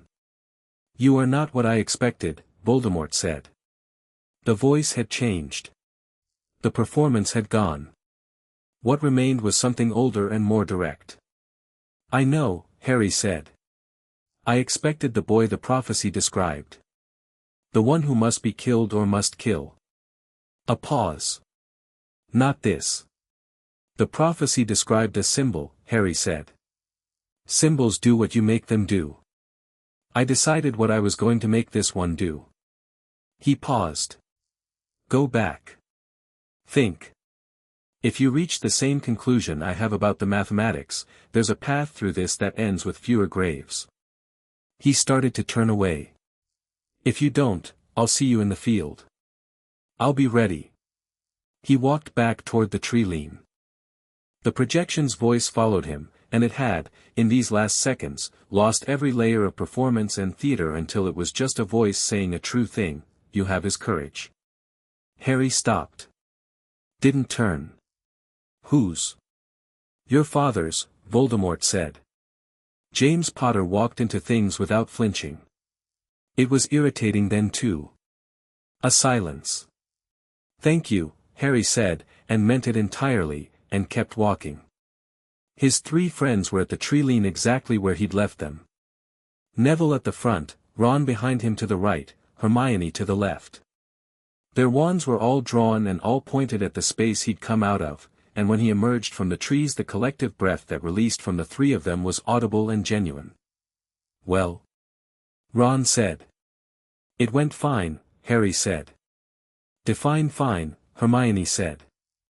He walked past them toward the castle and they fell in behind him, and he told them what had happened as they walked, the wet grass dark and cold underfoot, the castle bright ahead. He told them plainly, without embellishment, in the same tone he'd used in the clearing, and they listened with their full attention. When he got to the part about the fragment in the scar and the extraction method, Hermione made a sharp sound. Harry, I know, he said. I know what I said about it. I was going to tell you tonight anyway. I've been working through the method since Tuesday. Tuesday, she said, and her voice had that specific quality it got when she was holding back a great deal of emotion through intellectual focus. You've known since Tuesday and you didn't. I was figuring out if it was actually possible before I told you, he said. I didn't want to give you an incomplete picture. She was quiet for a long moment. Is it? Yes, he said. Are you certain? Certain enough to stake my life on it, he said, and then heard the irony of that and added, which is literally what I'd be doing. So yes. She was quiet again, which for Hermione meant she was processing something emotionally significant and was not yet ready to address it. He let her be. Ron said, the thing in your scar. The bit of him. He said it plainly, without horror, which was the thing about Ron. He processed difficult information with remarkable speed when it mattered. You'd extract it. Yes. And then? Then I'm not carrying a fragment of Voldemort's soul, Harry said. And I've got access to the full depth of what I hold without that particular piece of interference. He paused. It's been in there for 16 years. I want it out. Neville said, from his quiet position at Harry's right, when? I need one more day of reading, Harry said. The Lulfey ritual methodology and 2 supporting procedures from the Flamel records. Then, yes. Soon. They walked back up the slope to the castle, and the warmth of the stone reached out toward them as they approached, the wards wrapping around Harry's magical signature the way a familiar place wraps around you when you come home. He went to the room of requirement alone. Not the council room, not the DA room, not any of the familiar configurations. He asked for something new, and the room gave him a space that was mostly floor and mostly quiet, with a single lamp and a circle of bare stone, and he sat in the center of it and began. The Lulfey ritual methodology was encoded in his bloodline as instinct more than instruction. He could feel the shape of it the way you feel the shape of a word before you say it, already knowing where your mouth needs to go. It was not simple. It required precision and stillness and the kind of sustained focus that the old suppression had made functionally impossible. He was not suppressed now. He sat in the center of the stone circle and turned his attention inward, past the surface awareness of the room and the castle and the grounds, past the layer where the 20 bloodlines sat settled and warm in his chest, down to the older, deeper layer, the one that had been there since he was 15 months old and someone had pointed a wand at him and tried to unmake him. He found it almost immediately. He'd felt it before, obliquely, in nightmares, in the particular headaches that spiked behind his scar, in the moments of unwanted connection with Voldemort's mind that had been the worst and most violating part of his 5th year. But feeling it from the outside, with the full clarity of his perception, was different. He could see its structure. It was small, relative to everything else in him. A shard of something dark, wedged into the root of his magic the way a splinter wedges into skin, not large, but deep, and carrying an infection of its own dark energy that had been leaching into him in small degrees for 16 years. He could see where it touched his Parseltongue. That made sense now. The Slytherin linguistic inheritance had been there, but the shard had been amplifying it, drawing on it. He could see where it touched his connection to Voldemort's emotions. He could see the join. The join was the key. A Horcrux was a life force binding, the soul fragment attached to a host object through a binding that was designed to be permanent. What it had never been designed to do was attach to a living magical being with the peveril mastery of life force magic encoded in their blood. That specific inheritance had sat dormant for 16 years, suppressed along with everything else, and the shard had never updated its assessment of its host. Harry reached for the join the way he'd reached for the land boundary in Devon and the ward encroachment and the structure of spells in flight. He found the load-bearing points, 3 of them, set during the original impact, maintained by the passive magic of the scar tissue. He read them, understood them, and began to work. It took 40 minutes. He would tell people later that it was unpleasant, which was accurate but understated. The shard didn't want to come loose, not from sentience, it had no sentience in itself, but from the simple physics of something that had been embedded for 16 years resisting removal. There was heat. There was a specific, sharp pain at the site of the scar that was distinct from every headache he'd ever had there, cleaner, more purposeful, like a surgical instrument rather than a blunt impact. He held his focus. The first binding point released. Then the second. The third was the deepest, set at the absolute root of his magical core, and he found it and understood it and unstuck it with the patience of someone who knows they have all the time they need. The fragment came free. He held it at arm's length, metaphorically, magically, in the space of the working, and it was small and dark and nothing, just a piece of something that had been broken a long time ago and had been sitting in the wrong place ever since. He looked at it for a moment. It had carried a sliver of something that might once have been human. In another life, a different set of choices, it might have grown into something recognizable as a person. He let it dissolve. Not dramatically, it simply came apart, the way all broken things come apart eventually when they're no longer held together, becoming nothing, becoming air, becoming the general background noise of the world. His scar stopped hurting. He sat in the silence of the room of requirement and registered the absence, not just of the shard, but of everything it had been carrying for 16 years. The low-level contamination, the passive dark interference, the particular quality of threat that had lived behind his eyes since childhood. Gone. He took a breath. Let it out. Then he felt the full depth of what he was, without anything in the way. All 20 bloodlines, unobstructed, all the way down to their roots, the Emrys volume and the Pendragon sovereignty and the Peveril mastery and 19 other streams of the oldest magic in Britain, all of it his, all of it clean. It was, he sat with the word for a moment. Not power, not strength, not anything that had a use attached to it. Just clarity. Like looking at something you've seen your whole life through wavy old glass and having someone replace the glass while you're looking. He sat in it for a while. There was no urgency. The castle breathed around him. Somewhere in the building, 500 students slept in their beds, and the portraits kept their watch, and the suits of armor stood at their attention, and the 1,000-year-old magic ran through the stone floors like groundwater, patient and permanent. He thought about the projection in the clearing. About that last voice, stripped of theater, saying, "You have his courage." He thought about his father, who he'd known only through other people's memories and a 3-minute conversation in a graveyard where the dead came back from a dying wand. James Potter, who walked into things without flinching. He thought about his mother, who had chosen to die for something she didn't fully understand because she trusted it was worth it. He thought about 17 years of being managed and limited and pointed at targets by people who loved him and were wrong about what he needed. He thought about Neville crossing the great hall floor with his chin up and his voice steady. He thought about Ron saying nothing's going wrong with that absolute easiness that was the most sophisticated expression of faith Harry had ever encountered. He thought about Hermione saying, "I want to be in this." He thought about Luna, who had known, who had said so 3 times, who had been sitting on her windowsill with her magazine and her serene certainty, waiting. He got up from the stone floor. His scar was a faint white line above his right eyebrow, the same shape it had always been. But it was quiet. Just skin. He left the room of requirement and walked through the sleeping castle, and the torches burned low and warm in the late-night corridors, and the castle's magic moved around him like water around a familiar stone, and he felt, for the first time in his life, fully and without qualification, that he was exactly where he was supposed to be, exactly what he was supposed to be, with no piece of anyone else living inside him anymore. Just Harry. Just entirely, completely, unobstructedly himself. He stopped at the window on the third floor and looked out at the grounds. The forbidden forest was dark and still. The black lake was a sheet of flat black glass.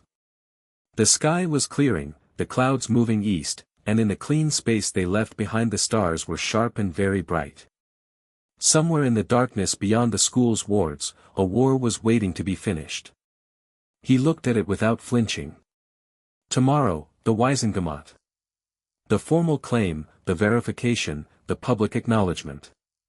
The political machinery of magical Britain cranking through its ancient protocols and arriving, finally, at the correct answer. And after that, whatever came after that. He was ready for all of it.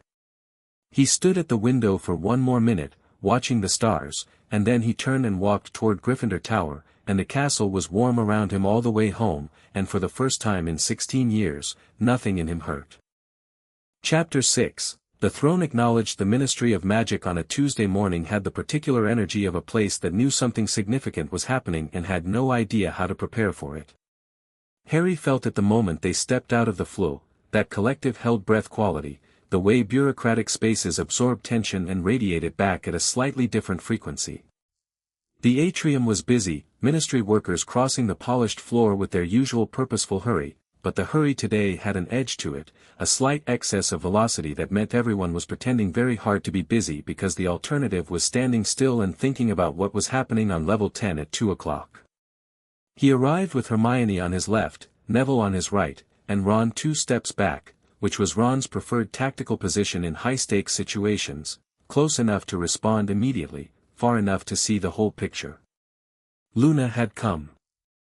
She was walking beside Ron with her usual floating quality, wearing robes of pale silver that she'd apparently chosen specifically for today, and carrying a copy of the Quibbler that she was not reading but holding the way you hold a talisman. Draco was not with them. He was already inside, having arranged his own arrival through separate ministry channels at Harry's suggestion. His presence as an acknowledged informant was going to be its own kind of announcement, and Harry had decided to let it arrive separately rather than bundle it into an already significant morning. McGonagall had come. She stood at the float exit in formal tartan robes, upright and precise, and when Harry emerged she simply nodded and fell in on Hermione's far side without any preamble, which was McGonagall's version of a declaration. Dumbledore was already here. Harry had known he would be, had felt the particular quality of his magical signature from the moment they'd entered the building, that extraordinary deep blue energy that was unmistakably Dumbledore, somewhere on level 9. Not blocking, not positioned strategically. Just present, which meant he'd decided, finally, to simply be present rather than manage. That was new. Harry registered it and moved on. The atrium was watching them. Not ostentatiously, ministry workers had a professional investment in appearing not to stare, but the attention was total and unconcealed underneath the performance. Harry walked across the polished floor with exactly the pace he would have used walking to breakfast, and the golden statues of the Fountain of Magical Brethren caught the light around them and the ministry workers stepped back, not from instruction but from the simple physical response of magical beings encountering something their magic recognized. An official materialized, young, slightly breathless, carrying a clipboard. "Mr. Potter, the Wiesengemot secretary has asked me to escort you. I know where level 10 is," Harry said pleasantly. "Thank you." The official looked at his clipboard, at Harry, at the clipboard again, and then stepped aside. They took the lifts. Level 10, the Department of Mysteries outer corridor, had been repurposed for the day. The door to the courtroom stood open and fully lit, and outside it a collection of people had assembled that Harry recognized, with his bloodline deep understanding of magical Britain's political geography, as a significant cross-section of everyone who mattered. Representatives of the ancient houses, most of them, including several Harry hadn't yet met in person, who introduced themselves with the formality of people enacting a ceremony they'd been told about in childhood. Selim Bones, Susan's great-uncle, a slight man in his 70s with her same steady eyes. Lord Aldrich Carrow, who looked at Harry with an expression of mixed respect and self-satisfaction that Harry suspected would be a permanent feature of their relationship. Daphne Greengrass with her mother. Neville's grandmother Augusta, who was wearing a vulture hat that somehow achieved an air of absolute authority, and who looked at Harry with the expression of someone who had always known and was very glad to see the rest of the world catching up. Ministry observers in formal robes. 2 representatives from the ICW, the International Confederation of Wizards, had sent people, which meant word had gone further than Harry had tracked. A journalist from the Daily Prophet who was doing an admirable job of looking professional while clearly having the best day of her career. Scrimgeour was at the door to the courtroom. He looked at Harry with that lion face, that old Auror assessment, and then he did something that Harry suspected he'd not done since he left the Auror office. He stepped aside and held the door, and did it without any of the political theater he usually draped around his movements. "Minister," Harry said. "Mr. Potter," Scrimgeour said. Then, with the precision of a man choosing his words for the historical record, "My lord." A first. Harry acknowledged it with a nod and walked through the door. Courtroom 10 was nothing like Harry had expected his first time here, in 5th year, and exactly like he'd expected now. The tiered benches of the Wisengamot rose in a semicircle around the central floor, not the interrogation configuration from his 5th-year hearing, but the full formal arrangement, every bench occupied. 52 Wisengamot members in their plum-colored robes, all of them watching him enter. Madame Millicent Bagnold was in the Chief Warlock's chair. She had replaced Fudge's appointee after Scrimgeour's appointment as minister, and she was, the Bones bloodline told Harry, a woman who had been appointed Chief Warlock specifically because she was constitutionally incapable of taking political direction from anyone. She was 70, sharp-eyed, and had the quality of someone who had heard every form of nonsense the wizarding world produced and had personally filed it away for future reference. She looked at Harry as he entered and said, from the high bench, in a voice that carried the full length of the courtroom, "Harry James Potter, acknowledged holder of convergence claim, appearing before the Wisengamot for formal verification and recognition under the Charter of Old Law." She paused. "Welcome to Level 10, Mr. Potter." "Thank you, Madame Bagnold," Harry said. He walked to the center of the courtroom floor. Not to the chair in the center was the interrogation chair, the one with chains, and he had absolutely no intention of sitting in it. He stood. His group arranged themselves along the left wall, Hermione, Ron, Neville, Luna, McGonagall. Behind the Wisengamot's tiers, he could see the ancient house representatives taking the observation gallery. He found Dumbledore in the upper left corner, sitting quietly, his hands folded, watching with an expression that was attentive and still and, Harry thought, genuinely uncertain, which was probably the most honest expression the old man had worn in a public setting in decades. "The verification procedure," Bagnold said, "will proceed as follows. A blood contribution to the lineage cradle, which will confirm the heritage claim. Followed by the ring exhibition, confirming active lordship of each claimed house. Followed by the formal declaration, at which point the assembled Wisengamot will vote on recognition under the Old Law Charter." She looked at Harry over the rims of her spectacles. "Do you have any questions before we proceed?" "One," Harry said. "The vote, recognition requires what threshold?" "Simple majority for standard claims." "2/3 for convergence claims, given the breadth of the authority." "No," Harry said, not rudely but completely definitely. "Under old law, convergence recognition is not subject to Wisengamot vote." The courtroom went very, very still. Bagnold looked at him with those sharp eyes. "Mr. Potter, the Charter of Old Law, Article 17, Harry said, and beside him, 2 tiers up, he could hear Hermione doing a very small, very controlled exhale of vindication. A verified convergence claim is self-executing. The Wisengamot acknowledges, it does not ratify. The distinction is fundamental. A ratification vote implies the Wisengamot has the authority to deny the claim, which it does not under old law. Silence. He let it sit. Not aggressively, just clearly. The way you let a mathematical proof sit after you've written the final line. Bagnold looked at him for a long moment. Then she looked down at something on the bench in front of her. Then she looked up again, and the expression on her face had changed, not diminished, not offended, but recalibrated, and with something in it that Harry identified, after a moment, as the specific satisfaction of someone who has been practicing law for 50 years and has just encountered an argument that is, simply, correct. "You're right," she said. With the same lack of ceremony with which she might have corrected a filing error. Article 17. The Wisengamot acknowledges. We do not ratify. She looked around at the assembled members, some of whom were visibly recalibrating themselves. Let's proceed. An attendant brought the lineage cradle, a shallow stone basin, ancient, covered in runes that Harry could read as easily as English now, filled with water that had a particular luminous quality. Harry drew the small knife from his pocket, the same one he'd used at the Gryffindor table, and produced a single drop of blood onto the water's surface. The water went white. Then it projected. Not a family tree, he'd been expecting a family tree, the conventional visual. Instead it projected a map of magical Britain, and along the map 20 points of light appeared, each one a different color, each one connected to the others by lines that ran beneath the surface geography like roots beneath soil.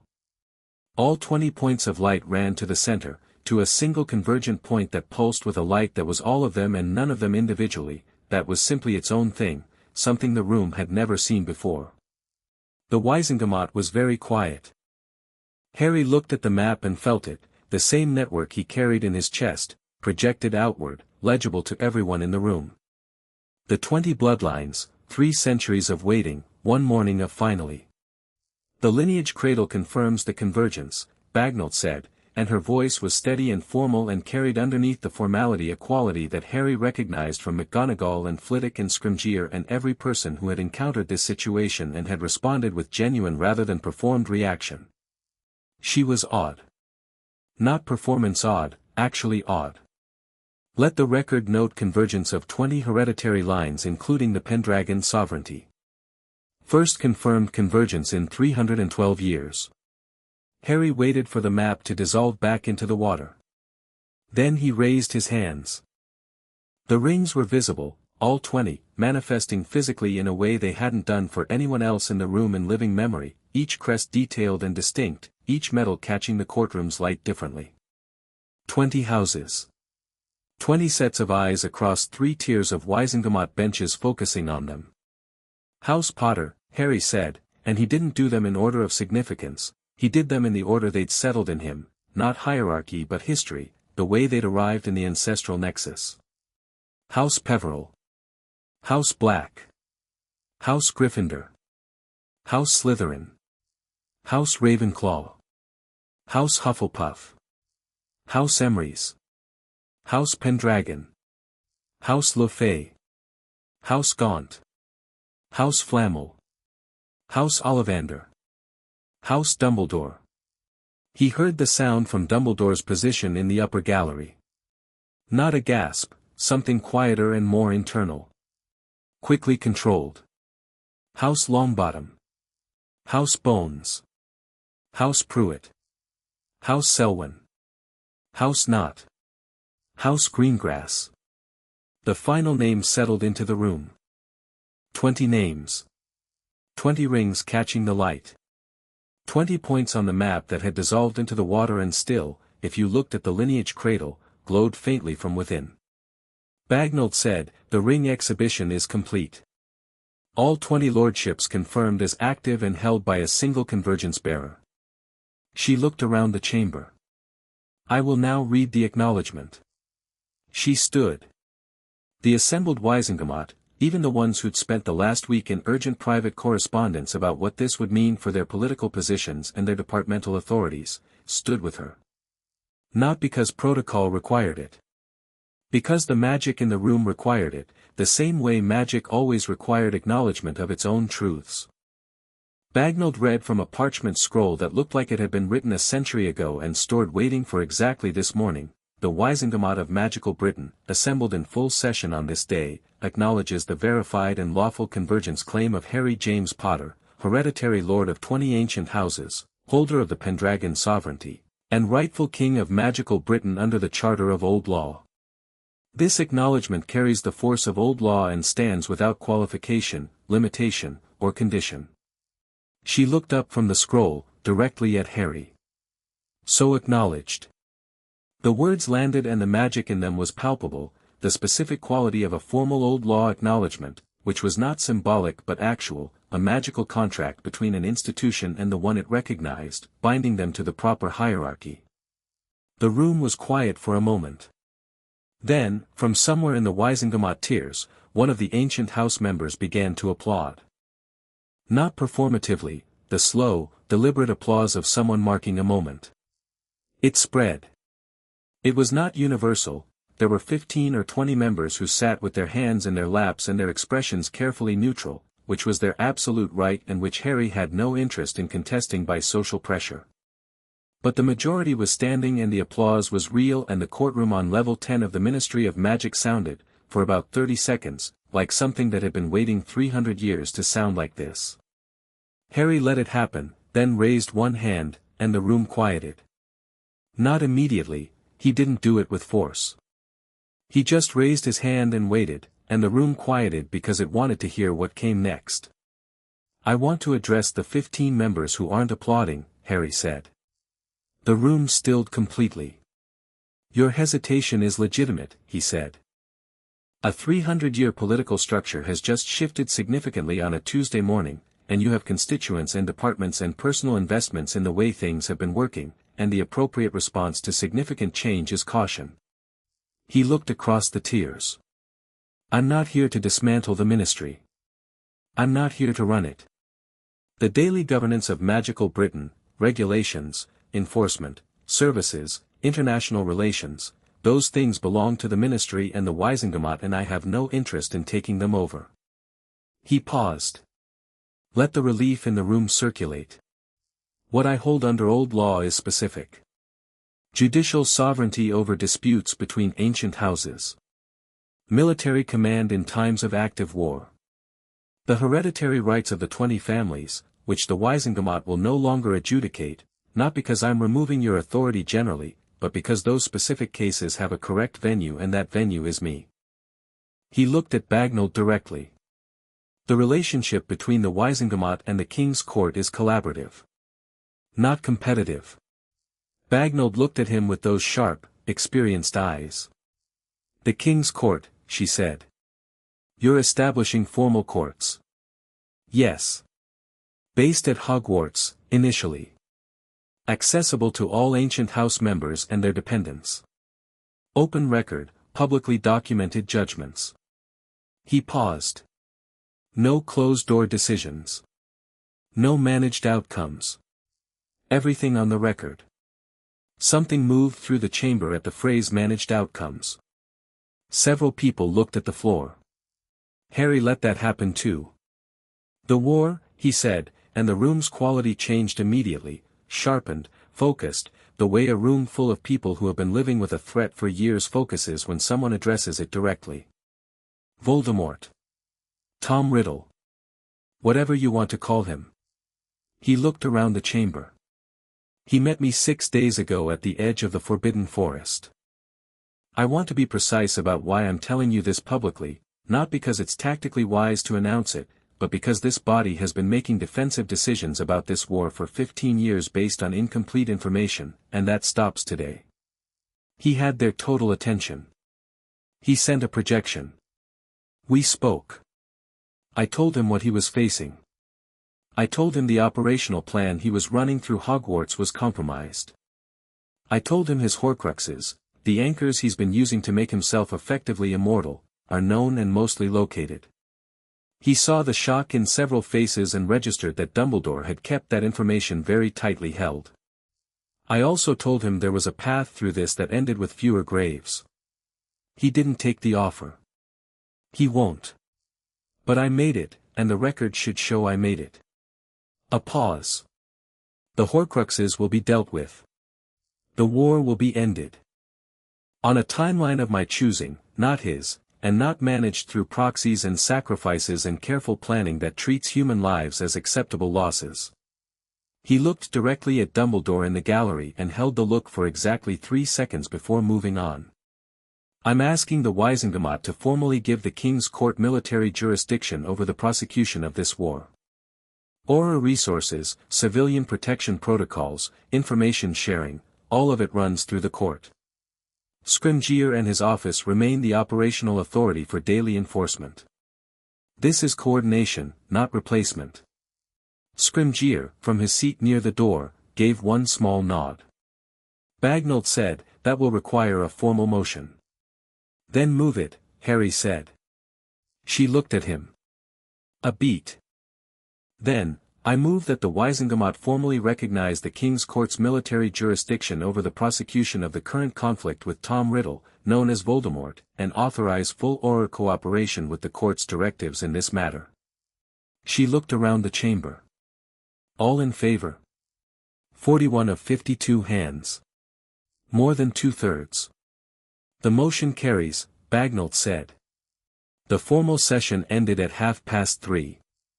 The informal part of the day, which was equally important and considerably less tidy, lasted another 2 hours in the ministry corridors and the small meeting rooms off the main atrium, where Harry spoke to representatives of the ancient houses, answered questions from Wisengamot members, and had 3 separate conversations with ministry department heads who had come to assess whether they were going to have their authority circumvented and departed reassured. He was direct with every one of them.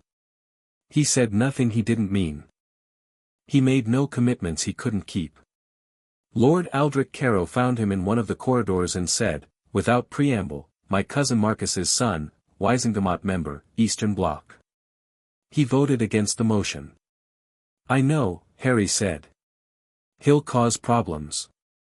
"He'll try," Harry said. "When he does, I'll address it directly. That's how it works now." Carrow looked at him for a long moment.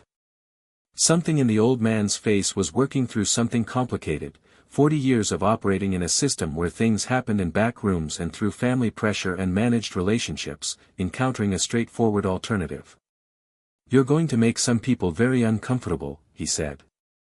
"Those people should be uncomfortable," Harry said. "They've been comfortable for too long." Carrow made a sound that might have been a laugh. "My grandfather said the same thing about the Wisengamot in 1887, he said. They ignored him." He straightened, looked at Harry with something that had resolved into genuine respect.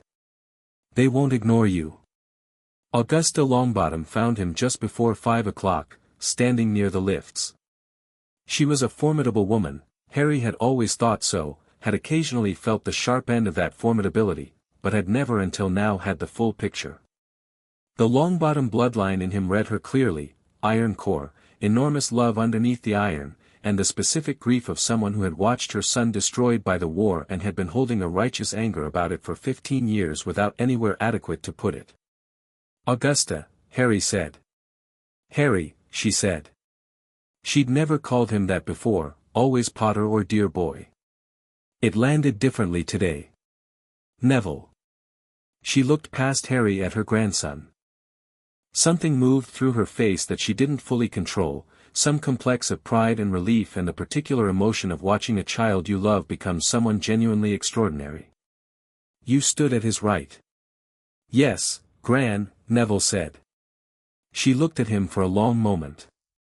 Then she reached out and put her hand on the side of his face, briefly, the way she probably hadn't done since he was very young, and Neville held very still and let her.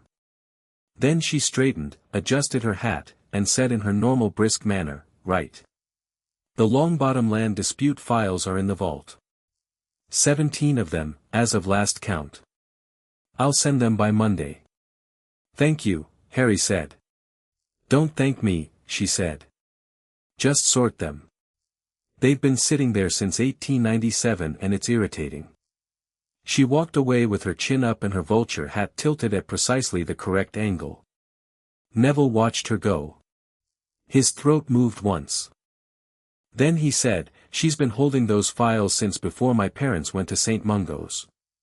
"I know," Harry said. "She never thought there'd be anywhere to send them."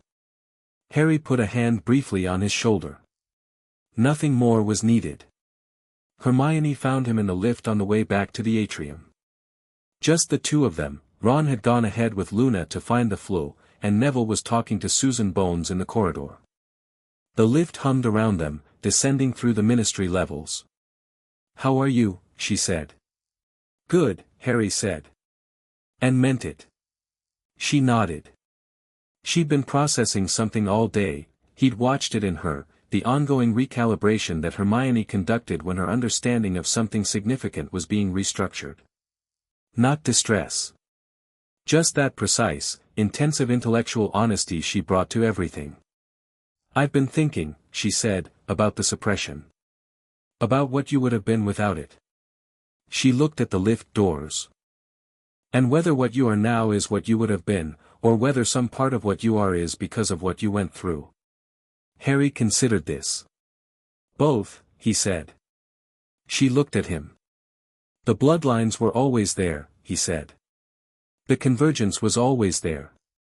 That part is just what I am. But the instinct to be direct, to not hide, to handle things by walking straight at them, some of that is 17 years of being underestimated." He paused. "I don't want to give Dumbledore credit for it. But the suppression made me patient. It made me learn to hold anger until I knew where to point it. I could have come out of this morning differently, angrier, more theatrical, trying to make a point." He looked at the lift doors. "I didn't need to.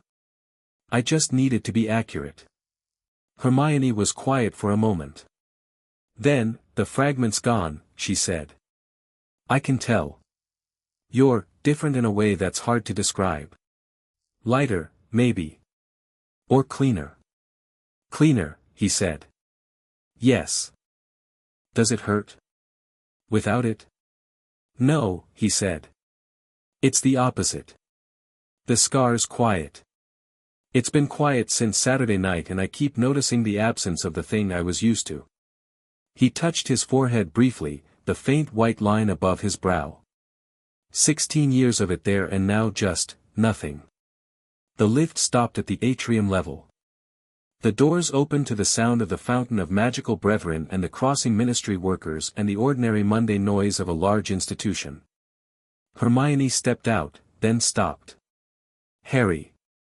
He stopped. "We're going to finish this, aren't we?" Not quite a question. Not quite a statement. "Yes," he said.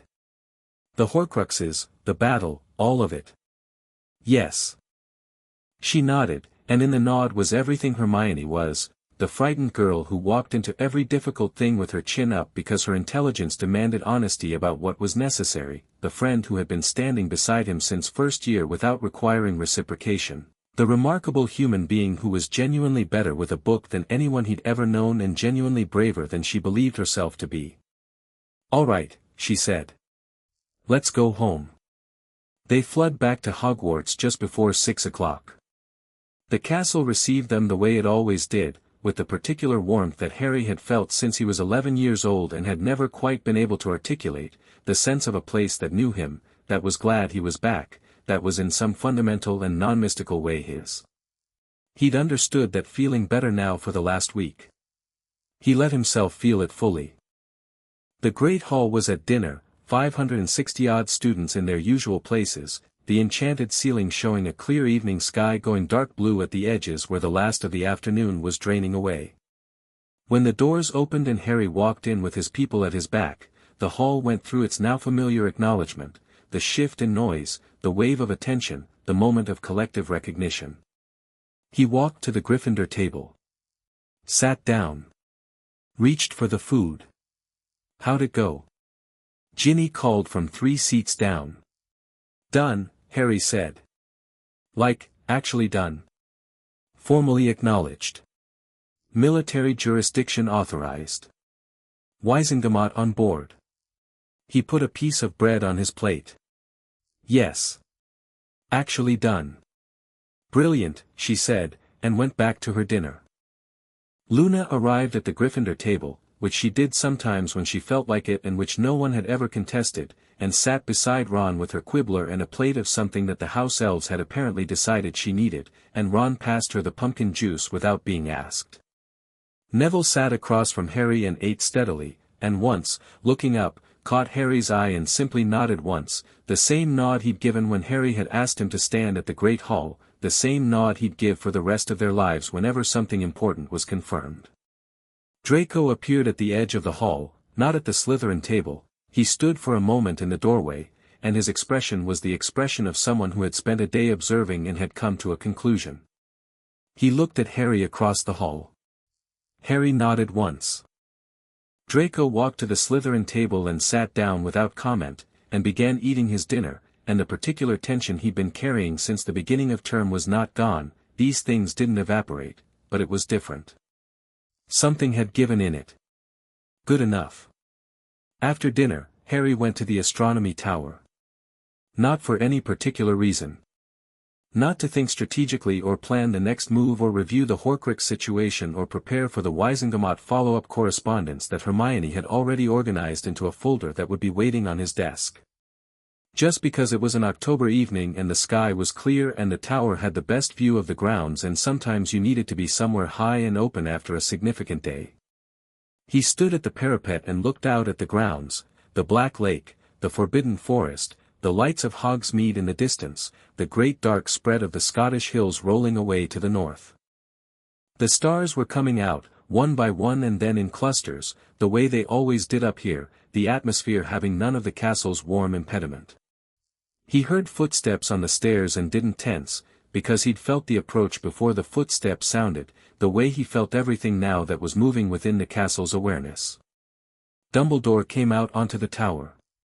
He was without his usual paraphernalia, no half-moon spectacles, no elaborate robes, just a plain set of deep blue ones, and he was carrying no prop of dignity or authority. He came to the parapet 2 feet from Harry and stood looking out at the same view, and for a moment neither of them said anything. "You were extraordinary today," Dumbledore said. "I was accurate today," Harry said. "Which is better?" A pause.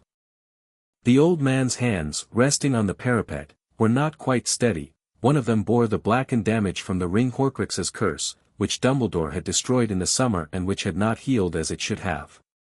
Harry looked at it and didn't look away, because the damage was part of the conversation. "Your hand," Harry said. "A consequence of moving too quickly," Dumbledore said. "Alone, without consultation." He looked at his own damaged hand with the expression of someone who has decided to use an injury as a permanent reminder. "I am, I find, more capable of learning from physical consequences than from theoretical ones." "Is it getting worse?" "Slowly," Dumbledore said. "Not rapidly." Harry reached out and put his own hand over Dumbledore's damaged one. Not as a grand gesture, just placed his hand over it, and let the Hufflepuff healing tradition and the Le Fay ritual knowledge settle into his attention, reading the curse the way he read everything now, finding its structure. It was dark, old dark, the specific signature of a protective curse on a Horcrux that had been absorbing power for decades. He found the load-bearing points, 3 of them, same as the fragment had been, and he understood, reading it, that he couldn't undo the damage that was already done. The necrosis in the hand was past the point of reversal. But the spreading could be stopped. The curse's forward momentum, its intention to continue through the arm and eventually the body, that he could address. He worked for about 2 minutes, standing at the parapet in the October evening with the castle below them and the stars above. Then he withdrew his hand. "The spread is stopped," he said. "The existing damage can't be reversed, I'm sorry, it's too established. But it won't get worse." Dumbledore looked at his hand. Then he looked at Harry, and his expression was the most unguarded Harry had ever seen it. Not the performance of warmth, not the managed kindness, Just the face of a very old man who has spent a very long day encountering the consequences of his mistakes and has just been shown an unexpected mercy. "Harry," he said, and his voice was not quite steady. "Don't," Harry said, not unkindly. "Not tonight. We have time for that conversation. Let's have it properly." Dumbledore was quiet for a moment. Then he nodded. They stood at the parapet together, looking out at the grounds in the dark. It was not comfortable exactly, too much had happened for comfort.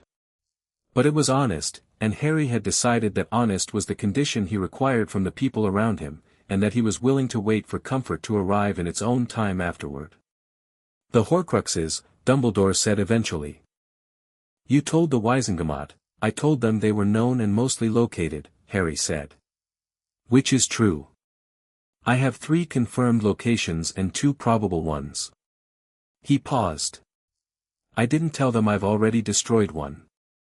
Dumbledore went still. "Saturday night," Harry said. "The fragment in my scar." A very long silence. Dumbledore looked out at the lake. "You extracted it?" "Yes." "The Lul-Fey methodology, yes." Another silence. "I believed," Dumbledore said, very quietly, "that you would need to die. Temporarily, the killing curse, your own willing sacrifice. I believed it was the only mechanism." He paused. "I didn't tell you because you needed me to be willing and you were afraid I'd find another way if you told me what the problem was," Harry said. Not harshly. Accurately. Dumbledore's jaw tightened. "Yes," he said. "That is precisely why." He looked at Harry. It was the same instinct that drove the suppression. The belief that if I told you the full truth, you would find a path I hadn't anticipated and it would go wrong. He stopped. "And instead you found a path I hadn't anticipated and it went right." "Because the right path exists," Harry said. "It just required the full picture to find it." Dumbledore was quiet. "That's the lesson," Harry said. "Not that you were wrong to care about the outcome. But that you were wrong to assume you were the only one who could find the right one." He turned from the parapet. "The remaining Horcruxes. I want to go through them with you. Your knowledge of Tom Riddle is extensive and I need it. We do this together, with full information on both sides." Dumbledore looked at him for a long moment. Then, "When?" "Tomorrow," Harry said. "My office." The phrasing hung in the evening air. My office, his study off the great hall that he'd established yesterday, that the castle had apparently been waiting for him to claim since 1993 or so. Not the headmaster's office. His. Dumbledore absorbed it. Then he said, with a quality in his voice that Harry thought might be, after everything, the beginning of something honest, "I'll be there at 9. "Good," Harry said. He turned to go. The staircase down was lit by torches that had brightened as he approached, the castle doing its attentive thing, and the evening air was cold and clear and very clean. "Harry." He stopped. "Your mother," Dumbledore said. "She would have, I'm not certain I have the standing to tell you what Lily would have felt today. But I knew her, and I think she would have simply been," he stopped. His voice had given slightly. Harry stood at the top of the staircase with the October night around him and the castle warm below him and the stars coming out in their fixed ancient order overhead. "I know," he said. He went down the stairs, and the tower stood quietly above him, and the castle's thousand-year-old breath moved through the stone around him, and somewhere in the network of bloodlines that had settled permanently into his chest on Sunday morning, he felt it, something that was not quite a voice and not quite a feeling but was both, something that had been waiting 16 years to simply confirm what he'd always, underneath everything, known. "You're exactly where you're supposed to be." He crossed the courtyard and went through the door into the warmth of the castle, and the torches burned their steady gold, and the portraits on the walls turned to watch him pass, and the suits of armor stood at their precise attention, and the oldest magic in Britain moved through the stone beneath his feet like a heartbeat. The war was not over. The Horcruxes remained. The confrontation that was coming would be the hardest thing he'd ever done, and he knew it. He was walking toward it with his eyes open and his step even in the full depth of everything he was at his back. No fear. No performance. Just Harry, all 20 bloodlines and the sovereignty of a kingdom and the love of the people behind him and the clean, quiet scar on his forehead and the long clear road ahead. Exactly what he was. Exactly enough.